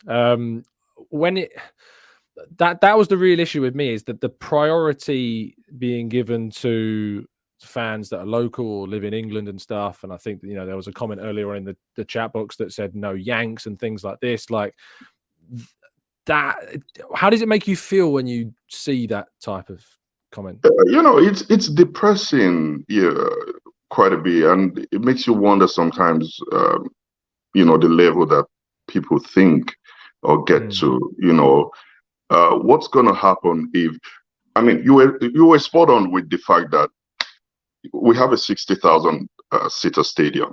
The 100,000 or more people looking for tickets. We're never going to have enough tickets. So what's going to happen with the London fans? Let's assume it happens that all international fans don't get to see tickets to buy, and you're only restricting it to the local-based teams. Still, you're going to get to a point where even the local-based supporters are not going to be able to find tickets because there's going to be more demand, right? What's then going to happen? Are you going to go by color code? Are you going to go by age code? It doesn't end. So having to look at teams, supporters, and say, let's go by locality, and it doesn't work. No. It's... Is there any club in the Premier League that does that? that's basing tickets off of the location? I don't think so. I doubt that there is. I mean, granted, you'd have more supporters who are locally based attend games. That's just going to be because they're there. Yeah, of course, yeah. What does it cost to go watch a game if you're local based? For every time I've come to the UK, I've had to plan it, just so it's when Arsenal are playing at home. Yeah. And there's a game and I can get to see the game. I was fortunate once a few years ago to watch Arsenal in Manchester. And a friend of mine hooked me up with a ticket. Unfortunately, it wasn't in the Arsenal section. I had to sit with Manchester fans. Sorry about obviously that. No, it wasn't it was a 2-2 draw on that day. So, but it's just it's not right to think that because you're local based, you should get priority. No, everyone. I like the ballot thing. Everyone is given a chance. I'm given a chance, so I can plan. I can, buy my flight ticket, hotel stay, things like that, to just come watch Arsenal play. Yeah, no, I agree, and I have agreed throughout for that point of view. By the way, Tom, I've come over a few times, right? Never once have I gone into the Emirates to buy a product. Oh, really? Never. Do you typically order them online? Yes. Yes. So as I said, this was online. Yeah. My kids' jerseys are online. Everything was online. So I'm not going to come to London and then go into the Armory and buy. No. That's why I just think that the percentage income that the club makes from the Armory in regards to its entire revenue is going to be an incredibly small percentage. It is. As you've just proven, fans from abroad, as I said, tend to order the stuff online because it's a lot easier to do that than coming all the way over to the Emirates.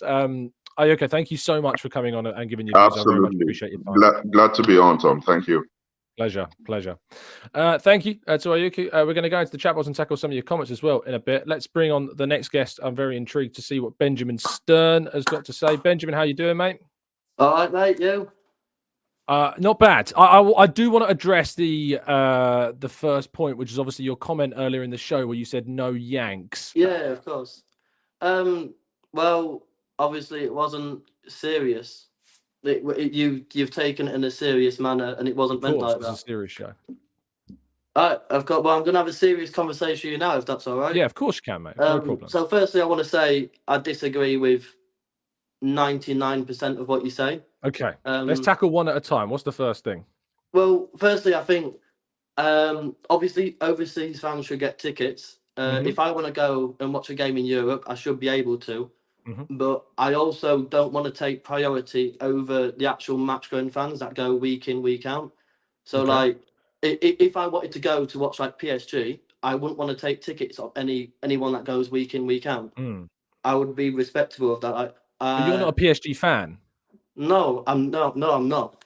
But these people are Arsenal fans that are coming in to watch the game. Okay, fair enough.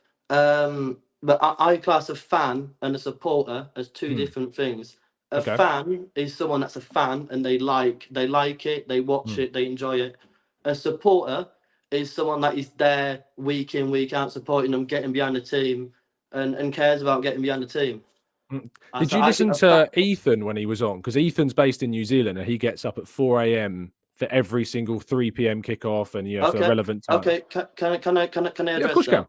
You can. So obviously fair play to him. Obviously he loves Arsenal and he's a proper fan. But he's not a supporter in your eyes. Supporter and fan is two different things. So you're saying Ethan's not an Arsenal supporter? He's a fan. He's a true fan. But he's not a supporter. Supporter is someone that is there supporting the team. Two different things.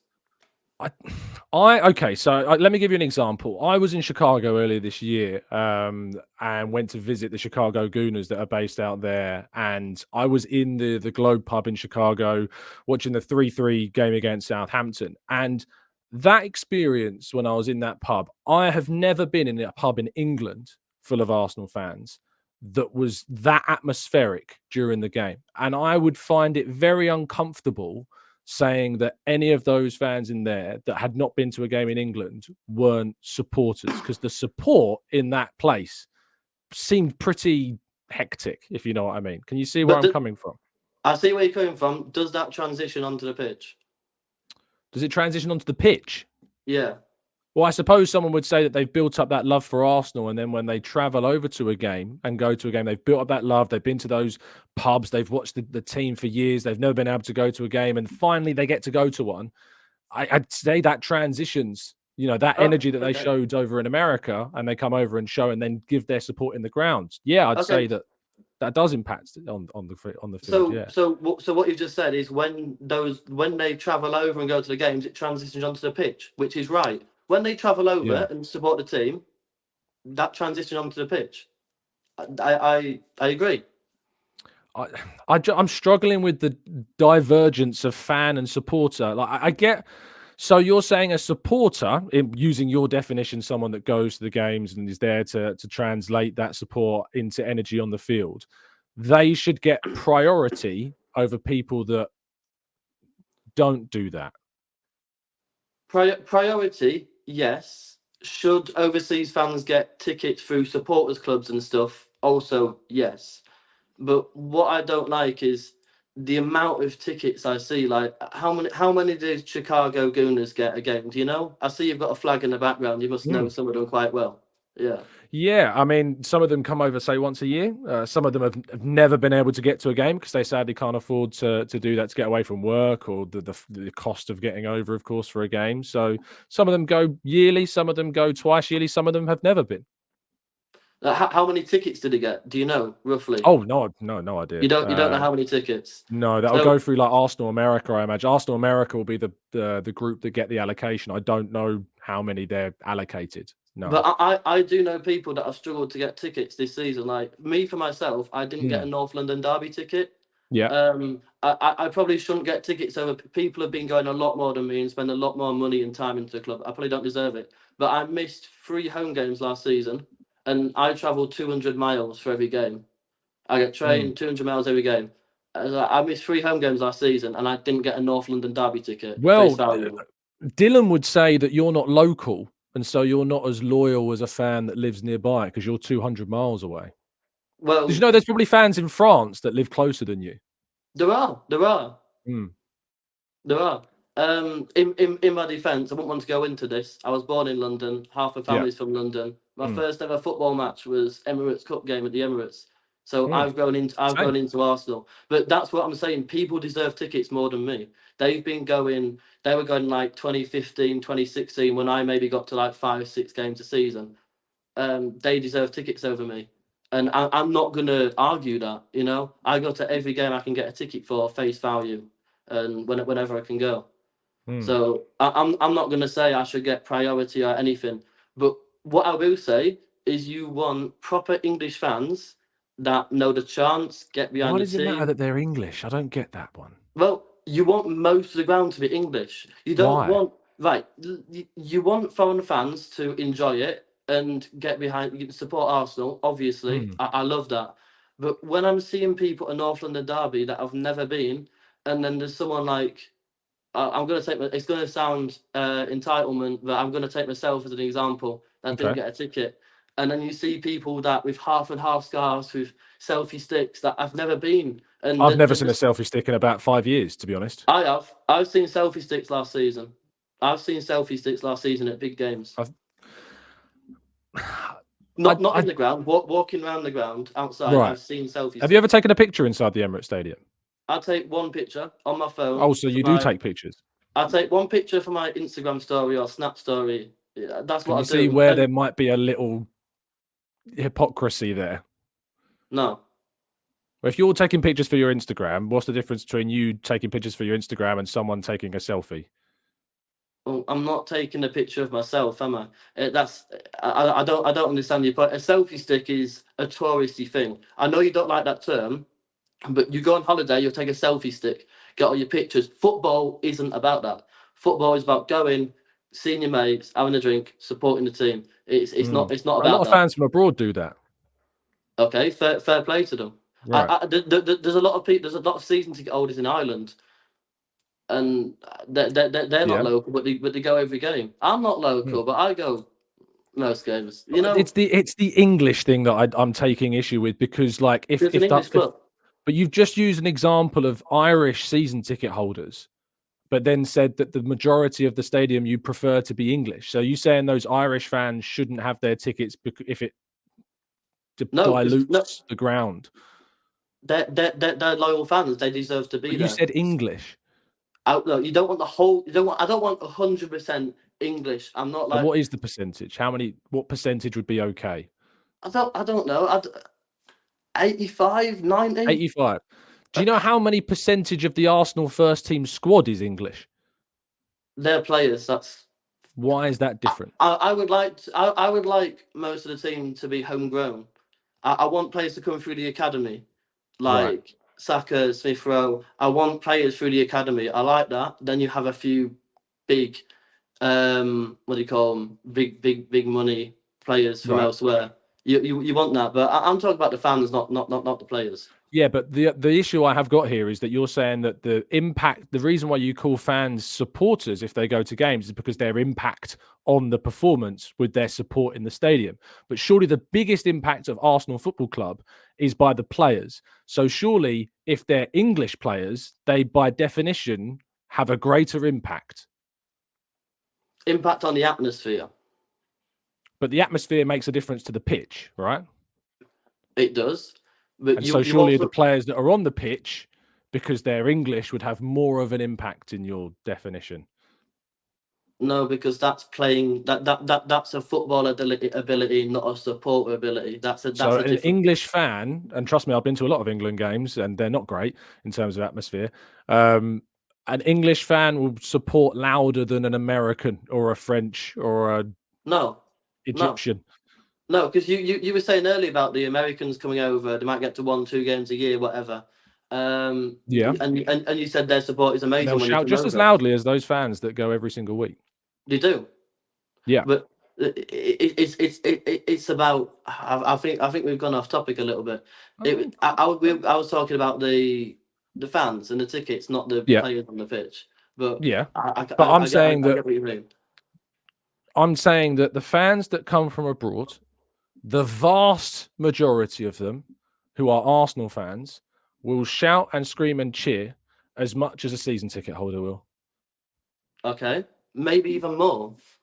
Maybe even more. So let's encourage as many of those fans as we can to go to games, because that will improve the atmosphere.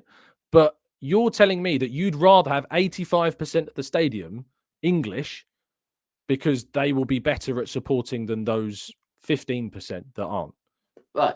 Put it this way. If you go to, like, let's say like an AC Milan or something, what percentage do you think is Italian? A large percentage. I'd say probably the majority because it's an Italian club. We're an English club. Yeah. It don't mean we don't want to be inclusive. Like if you go outside, if you walk under my turnstile that I normally go in, you see all the supporters clubs on the side. Yeah. We're inclusive. That's good. You don't. If I go into a Tesco in England and I go into a Carrefour in France, what do you think the percentage of English people in that Tesco and the percentage of French people in that Carrefour will be? I'm not quite sure what you're trying to say, but you're saying that we should be looking at AC Milan that have a majority Italian crowd because they're an Italian club. I'm pretty sure, I'd be pretty confident in saying that the majority of people that go to the Emirates live in England. Okay, but why should people that only come to one game a season get tickets over people that go every week? Not over. I've never said over. They shouldn't get them over. They should have an equal opportunity. So this is what Dylan was saying earlier about priority. Yeah. Like the fans that go every week should have a priority. No, because that's being prejudiced against those that can't go every week. No, they can still get they No, they can still get tickets, but they just I don't think you should get tickets over people that go every week. Again, I'm not saying I'm not saying they should get over. I'm saying they should have equal the chance of those No. people. No one. I don't think anyone on this show, whether they've been abroad or here, or Dylan or you or anyone else, I don't think anyone has ever said that fans from abroad should get tickets over local fans. I think the argument is that they should have an equal chance of getting tickets. There should be a home loyalty point then, a home loyalty system where it goes to fans that attended 5 games last season, fans that attended 4 games, 2 games, or started like 15 What games if you and then go down. can't do that, Ben? Because by the That's the unfortunate. benefit. That's What do you mean it's unfortunate. unfortunate? That's not the way it works.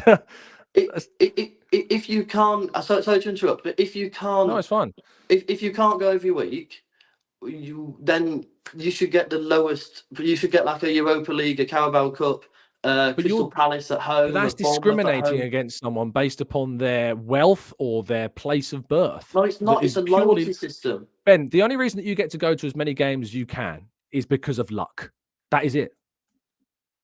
It is. It's because I know. It's because I've got good mates who help me out with tickets. No. It's because you were born in England. I live in Yorkshire. Yeah, that's in England. Yeah, it's not local, is it? No, but like you said, much easier for a game. It's much easier for you to go to a game than it is for someone in America because you were lucky enough to be born here, whereas they were. I don't want to use like words like unlucky enough to be born in America, but in the context of this conversation, unluckier by being born there in regards to buying a ticket. So it's not.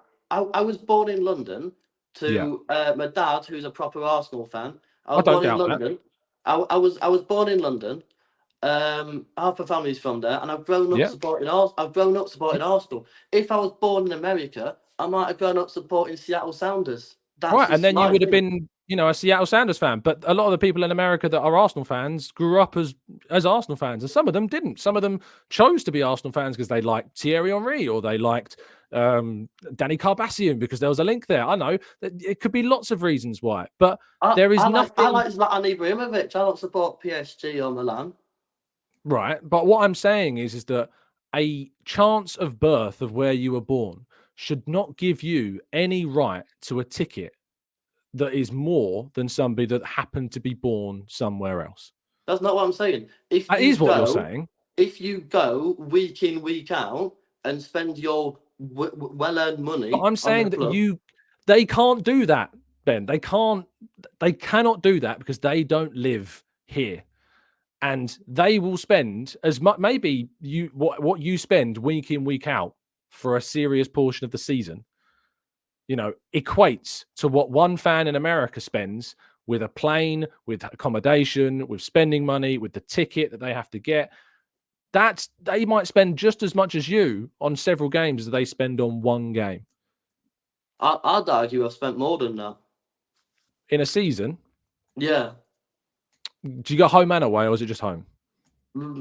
Most home, and I've done two away this season. Okay, so do you know how much a ticket from the US, let's say LA, do you know how much a ticket roughly costs? I'd say about, depending on when you book it, if you book it early, 800, 900. Right. How much is the average season ticket at Arsenal? I've never owned a season ticket, but it's. Do you know what the average price is? Is it about 1,600 or something? It's not that high. Expensive? Is it? I think there's like 900 to about 1,600. Yeah, so you can get a ticket. You can get a season ticket. The cheapest ones are about £900. The cheapest one, and so the cost of a flight to the UK from, let's say, LA, if you book it in advance, is about £900. So I'm willing to bet that a fan that has bought one ticket to one game has spent as much as one fan has buying their one season ticket. Home games, including travel, including drinks, food. Yeah, because they'll have to buy accommodation as well when they're here, spending money for when they're here. Oh, have we lost Ben? Is his connection gone? Hello, you there? Oh, you're there. You're there. You're back. You're back. What was I saying when I cut off? So it's just the cost that it takes for a fan that's here being similar to that of a fan that's travelled from, you know, LA. Oh yeah, yeah. So I was saying including train tickets, including away games, including drinks, including food, including time off work. Yeah, obviously that counts as. What do you mean time off work? Did you take time off work to go to Arsenal in terms of a home game? Yeah. For a weekend game? Not for a weekend game, no. For a Champions midweek. League, for a Champions League home game or a Carabao Cup home game, yeah. So, but that fan that's obviously abroad will be taking an extended period of time off as well, you know? Okay. But I don't think we're going to come to an agreement on this. I just think it's No, we're not. no, we yeah, I think we can agree that we're not going to agree. That's the first thing you said that I'm going to agree with. That's fine. You know, I just don't think that there's been anything that you've said that has been backed up in evidence, if you know what I mean, because you can't turn around and say that somebody who is local deserves a ticket more just because they were born by chance closer to the stadium than someone that was born in America that can't afford to go to the games because it would be extortionate to go every single week. Do you know what I mean? I get what you mean, but then again, it's who you grow up supporting. Like, yeah, but some of those fans abroad have also grown up supporting Arsenal. I wish sometimes I might have grown up supporting a club that's easier and cheaper to get tickets. It's like, the fact that I'm a football fan and I can't get a ticket for a game I want to go to is ridiculous. But it's also football shouldn't be like that. Football shouldn't be like that. But how many people are in, you know, the Highbury and Islington? How many people do you think live in North London, Benjamin? Do you think it's more than the number of people that can go to the Emirates Stadium? What do you mean more than people that can go to the Emirates Stadium? Do you think the number of people that live in what we would describe as the local area is bigger than the number of seats that are available to Arsenal fans? Oh, yeah, a lot bigger. Right. So if the point of yours is that it's not right that you aren't able to go to a game, that would be the case even if they only allowed local fans to go.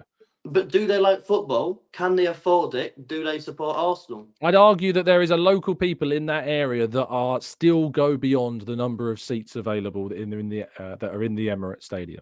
So you think the people in the local area that support Arsenal and want to go games and like football is more than the seats available? Yes. I not maybe not much. You'd have to look at red memberships. Red memberships. Well, there's 280,000. Okay, globally.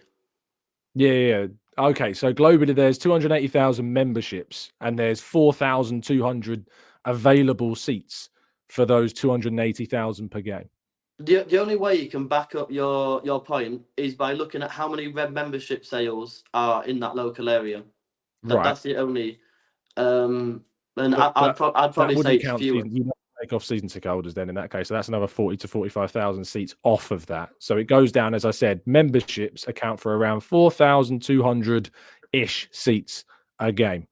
And I'd be willing to bet that there's at least 4,200 minimum local fans that have a membership that like football in the local area. I don't think that's an incredibly high number.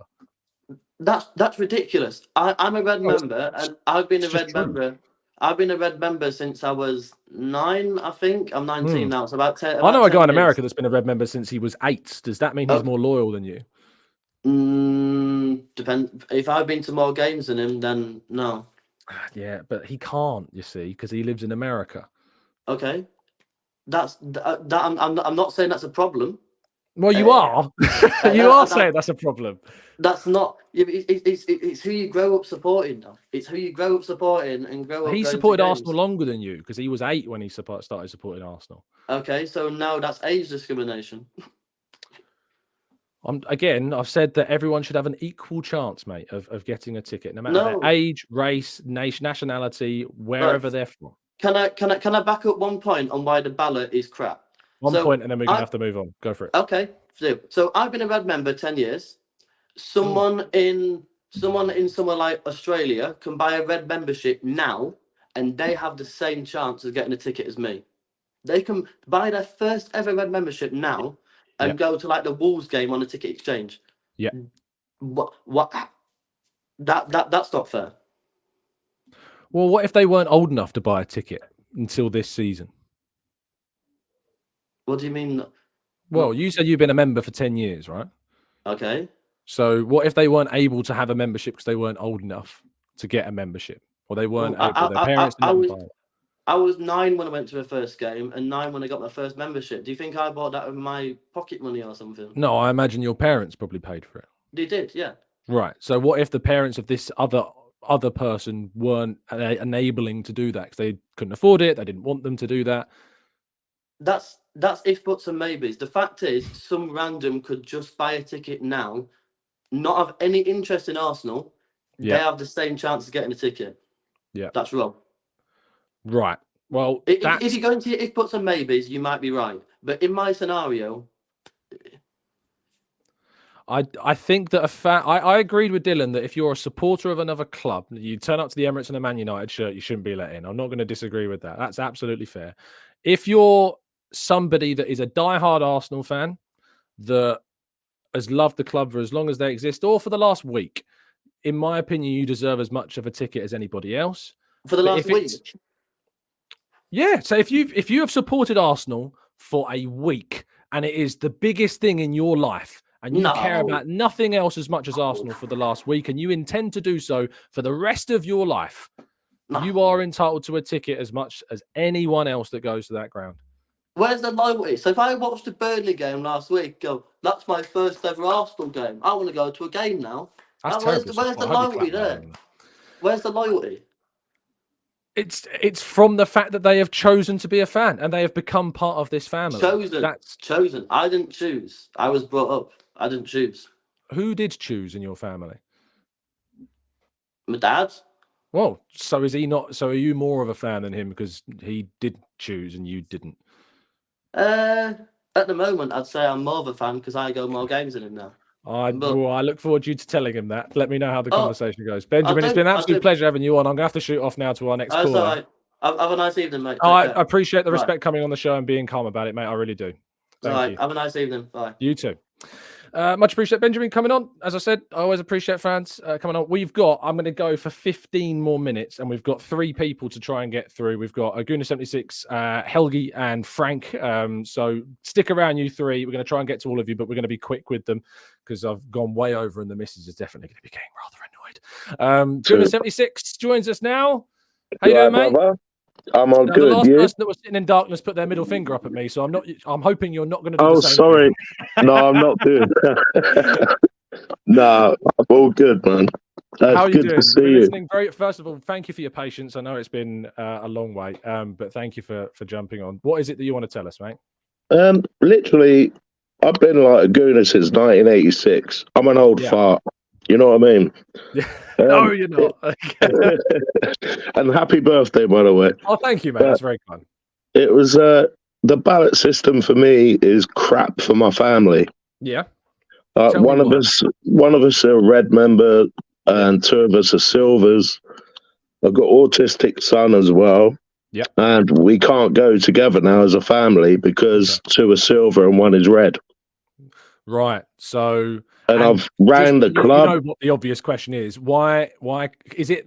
There's a block, isn't there, at the moment about adding more silvers, isn't there? I don't think you can buy any more silvers. You can only get. You either get a silver game or a red game. Right. Okay. You can't mix it.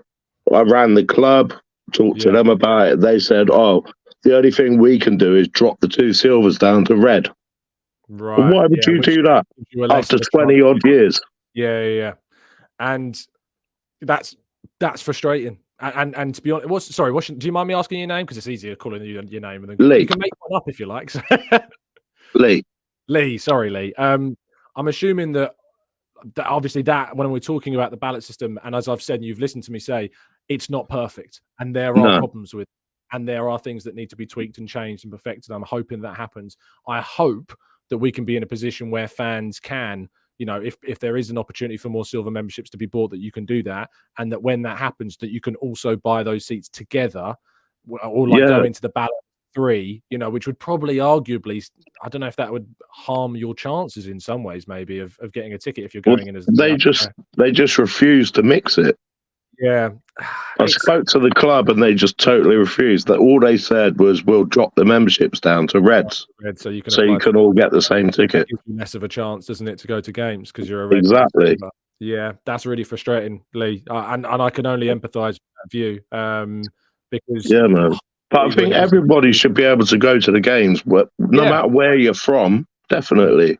You know what I mean? Whether you're abroad or whatever. I don't think there's much more I can say on that side of things, because I empathise with you and think that it's, it really sucks that you can't go as a 3. And in some ways, I wish there was a way of opening up that opportunity, and I hope that changes in the near future. The club have said that they are listening and they are thinking of feedback and they're thinking of ways to improve it. And I genuinely hope for you that is one of the ways that it does change. Before I move on to the next caller, you have been listening patiently to a lot of what others have said, and you touched upon it there. You're a fan that goes to plenty of games, that's been going for years and years and years. Well, the only game that I've actually been to this season is from a friend of a friend, and we went to the Diamond Club. And I mean, really? that was amazing. I bet it was. That is nice, literally the only game.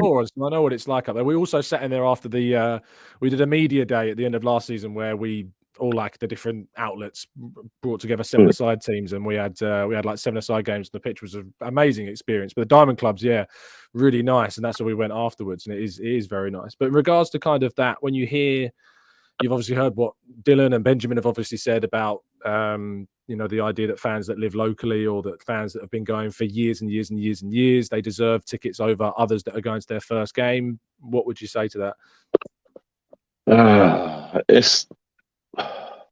I don't know. I wouldn't like to stop anybody going to an Arsenal game, whether it's their first, second, or whatever, or whether they've been going for 10 years. But I agree with some things about that atmosphere has dropped. You know what I mean? And I think maybe they should do. Maybe some of the fans should do the actual chants, put them out on sheets so they actually know the chants, so they could join in. Maybe that's the problem. Yeah, maybe educating fans that are going more recently that aren't aware of the. Yeah, it's a fair idea. Do you know what I mean? I do. Yeah, I do know what you mean. I like people that offer solutions rather than just moan about it. But I think that anything we can do to try and encourage fans to be loud, and I wrote in the piece that this whole video is about, that we need to try and do. We need to encourage fans, and as fans, we need to go to games, and we need to be able to, sing our lungs out and try and get involved. And sometimes it takes a few games to learn those chants as well. I certainly didn't learn the chants the first game I went. I wasn't aware of all of them. No, of course you wouldn't. But, I mean, my two boys, they're in Gloucester, and they travel up. They get more tickets than I do. And I live in North London on Muswell Hill. Yeah. And that's for a fan club. And whilst that's frustrating, and it's well frustrating, really when they're texting me, "Dad, we're at the game." That's really pisses you out.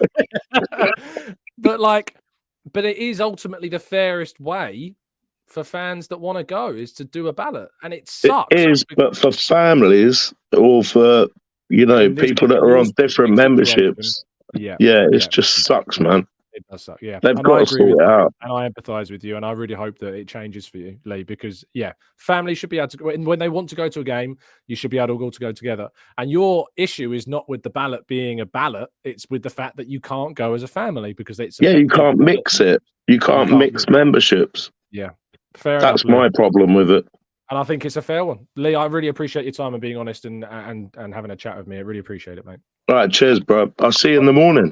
You will indeed, 8 a.m. Of course, every morning. Well. Thanks, Lee. Much appreciated. Massive thank you to Lee. What a lovely man. Let's jump over to, we've got two more. We've got Helgi and Frank. I'm going to get both of you on before we wrap up. Let's get to Helgi first, and then we'll finish with Frank. Helgi, how you doing? Am I pronouncing your name correctly, first of all? Yeah, it's right. Perfect. Where are you joining us from, mate? I'm joining from Iceland. Iceland, wow. Cold, I assume. This is actually the first night when it's properly snowing, so I'm watching that unfold. Wow. Tell me this volcano's not going to erupt, is it? Is it going to? I'm hearing a lot of things. Who knows? It's always like the experts are like, well, it might, but it also might not.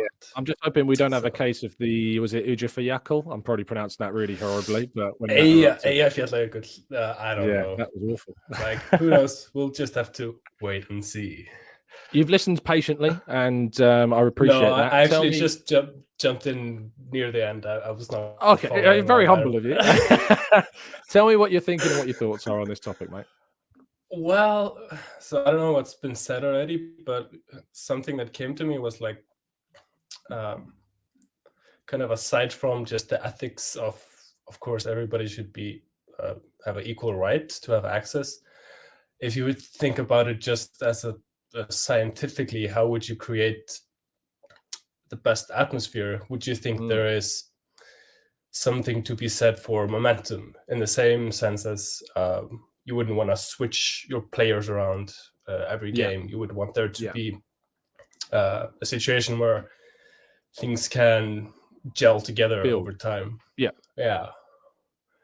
So I'm struggling. Sorry. So the question is, how do we build momentum in terms of the atmosphere?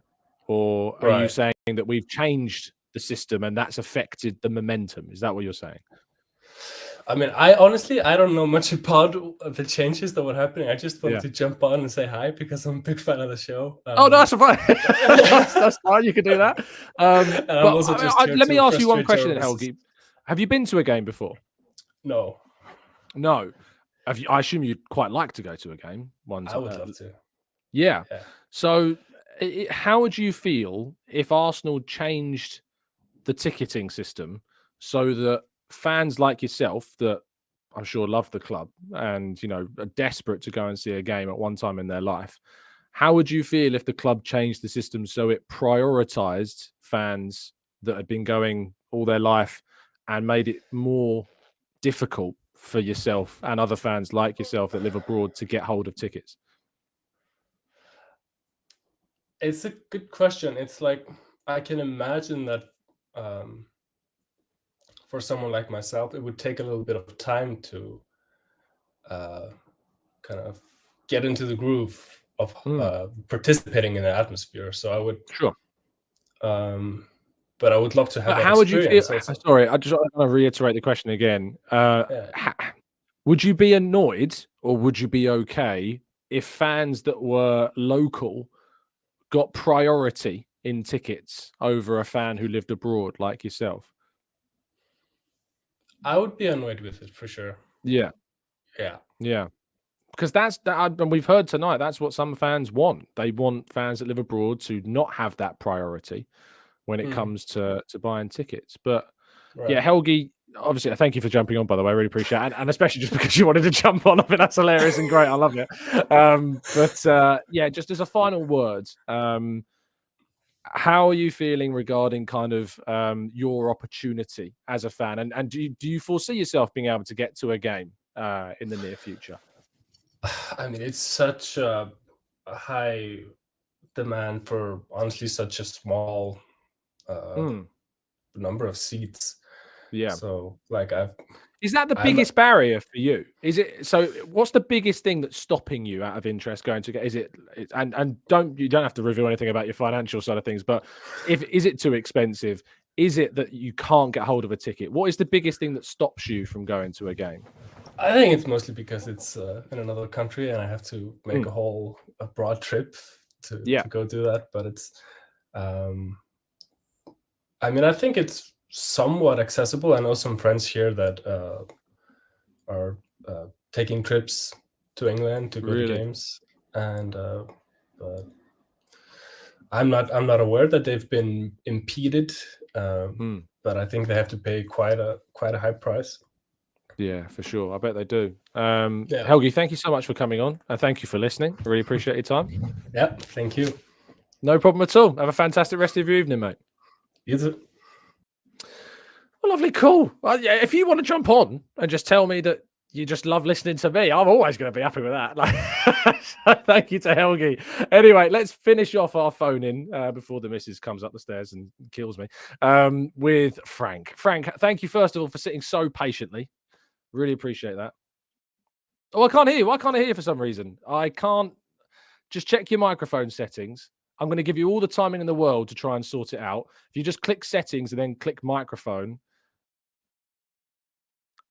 but for some reason I can't. What I'm going to do, Frank, is I'm going to give you 2 minutes. I'm going to go into the chat box, maybe just leave and come back in, and that might solve it. That might be the reason why it's not working. Or chuck some headphones in. Sometimes that helps. But I'm going to move you out, and then I'll move you back in once I've given you a chance to sort it out, mate. Okay? Oh, I can hear him. Oh, I can hear him. Frank, can you hear me?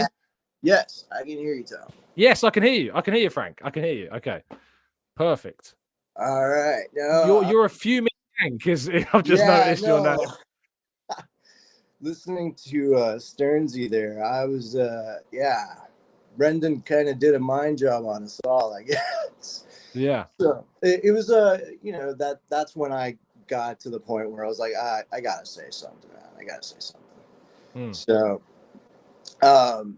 just listening to the whole ballot system, and what was said from Dylan, and hearing your perspective, I went online to just to see kind of what it's all about, what it entails. And so I'm looking at this, and it seems like it's more so a task to purchase a ticket than just going on Ticketmaster, selecting what your seats are, and then there you go. Which is like all of American sports here. Then listening to what Dylan was saying about, what the whole Ashburton Army has had to go through, sounded very similar to some of the supporter groups that I've been in, supporting here with the Los Angeles Galaxy, and also, now that I'm living in Nashville SC. So again, it's similar how the front office kind of treats some of the supporter groups. But then again, that's also why they've created supporter sections and opened it up that way so that they can be accommodating. But, not a lot of stadiums have the ability to do that. And to do that to what? You with the clock end, they're not going to do that. The entirety of the clock end to be a massive supporter section. Yeah. No, it's not going to happen. It's not going to happen. You'd have to tell a lot of season ticket holders and young gunners to move, to do that. Yeah. Exactly. So, I definitely agree that locals should be able to access tickets, and there should be accessibility opened up to everyone, and make it a fair way, kind of like a general admission ticket, and it opened up to everyone. Now, we're coming from the background of working in front offices, box offices. It's a difficulty, but if you don't invest money into the back end and the infrastructure to have loyalty counted, in computer systems and algorithms put in place, right, for us to have these different groups tracked. And one thing that is super painful to see as a supporter, bro, man, whenever that cannon, you start seeing it on the screen, right? And you just start seeing that cannon just start to show up more and more and more as the game grows on and on and on. And even through the rough patch, right? And rough patches, it's just, it's demoralizing, living thousands of miles away. And it's like, you guys live there. Yeah. Like, just stay for me, dude. Stay for me. Stay for the game, because you'd be there until the final whistle, right? Exactly. So when you hear fans like that, which really, I'll tell you what, that is the thing in the earlier section that really did frustrate me the most, was the hypocrisy that there was in saying that fans that are more, quote, loyal, that have been going for 10 plus years, deserve a ticket, yet for yourself, Frank, who can't get to games because they live elsewhere, that want to be at a game and are yearning for these fans that are lucky enough to be at the stadium, to stay into the end of the game, to support the team at the end of the game, and they're not doing that because they feel as though the performance hasn't warranted their support to the end of the game, which I empathize with to a degree, but I find that there's a far greater contradiction in that. And it bugs me that. And I just think it really undermines that argument, because if you're talking about loyalty, surely the most loyal fans will be there from minute 0 to minute 90 plus whatever. Like, surely. Of course, and we have, here in the Americas, in America, that tailgating and pregame culture, right? Yeah. Just like something I'm desperate to one day do is tailgating. It really, and for those in the UK that aren't aware, that it's not, by the way, it's not driving really closely behind a van in front. That's not what it is. It's something very different in the States. Exactly. So when you have like this entire week, right? We work and slave away, and the day comes, and match day is just met with such glory. And growing up in Southern California, we get up super early for that. I mean, to hear our Kiwi friend say it, I mean, I know where he's at. I know where he's at, because they might be later and earlier in the morning, but we're right there with them. 6 a.m. kickoffs. It's rough, but you do it because you grow up loving it, and sometimes you start to love the pain. Now I appreciate having that 2-hour buffer, so that I can kind of like I said, appreciate having that. But it struck a chord, because it was like, dude, you're attacking our passion, and how much we love this team. Yeah, you only chose, Frank. They were born Arsenal. You only chose Arsenal, so you're not worth as much, apparently. Exactly. And then he's put us in a tier system, which I thought was another thing. I was like, so you have a supporter, then you have a fan. What's next? An acquaintance? I can't believe I lingered on that one for as long as I did. I mean, you literally type in the word fan. I think in the dictionary, the word supporter is like alongside it. I think it's like an accurate, like a synonym for it. So yeah, and it's in the word, people. Support. Supporter. That's the whole gig, right? If you support your team, that's it. That's it. And that was a thing. Frank, thank you so much for coming on, and thank you for being so patient as well. I really do appreciate it. You're welcome. Cool. You're welcome. We appreciate it, Tom. I hope you'll join in a future phone-in show again. It's been a pleasure. All right, you're welcome. Hey, for all you other Americans, happy Thanksgiving. Yeah, absolutely. Big it up. Thanks, mate. Pleasure. And there we go. We're done. 2 hours, 21 minutes, probably our longest show we've ever done on the channel. But it's something that I want to do, and maybe in the future we do more of this style of show. There's been some frustrating things said. There's been some things I disagree with. There's been different points of view, and I hope for those that think that I just shut down other views, I hope this show has certainly stood as an example that I'm willing to hear those very different views. We're not always going to agree, and that's fine. It's all about different opinions, but it's about hearing those different views and inviting people on to voice them as well. 99% of people respectful. Both Dylan and Benjamin that disagreed with me, I want to say a special thank you to them for coming on still and saying, and having that point of view. I disagree with some key points, and I think there were some key themes that I hope people have learned and taken away from, especially some of the xenophobia lines that we touched upon. I think that's really key to this conversation, because there's a worrying growth of that around. I just hope that people can start to just to a degree become more educated on that side of things, because there was a lot of comments in the chat boards in particular that did really worry me, and do continue to worry me. But it's something that we will not be shying away from, and certainly still be touching upon. Thank you so much for listening. Please do drop a like on the video. I'll, of course, be back with you guys tomorrow morning, as always, at 8 a.m. for another show. And you can check out all of the written work, as you know, at Football London. So go and do that. We'll see you again soon. Have a fantastic rest of your evening. I'm now going to go and get a bollocking for the missus for doing this for so long. And as always, up the Arsenal.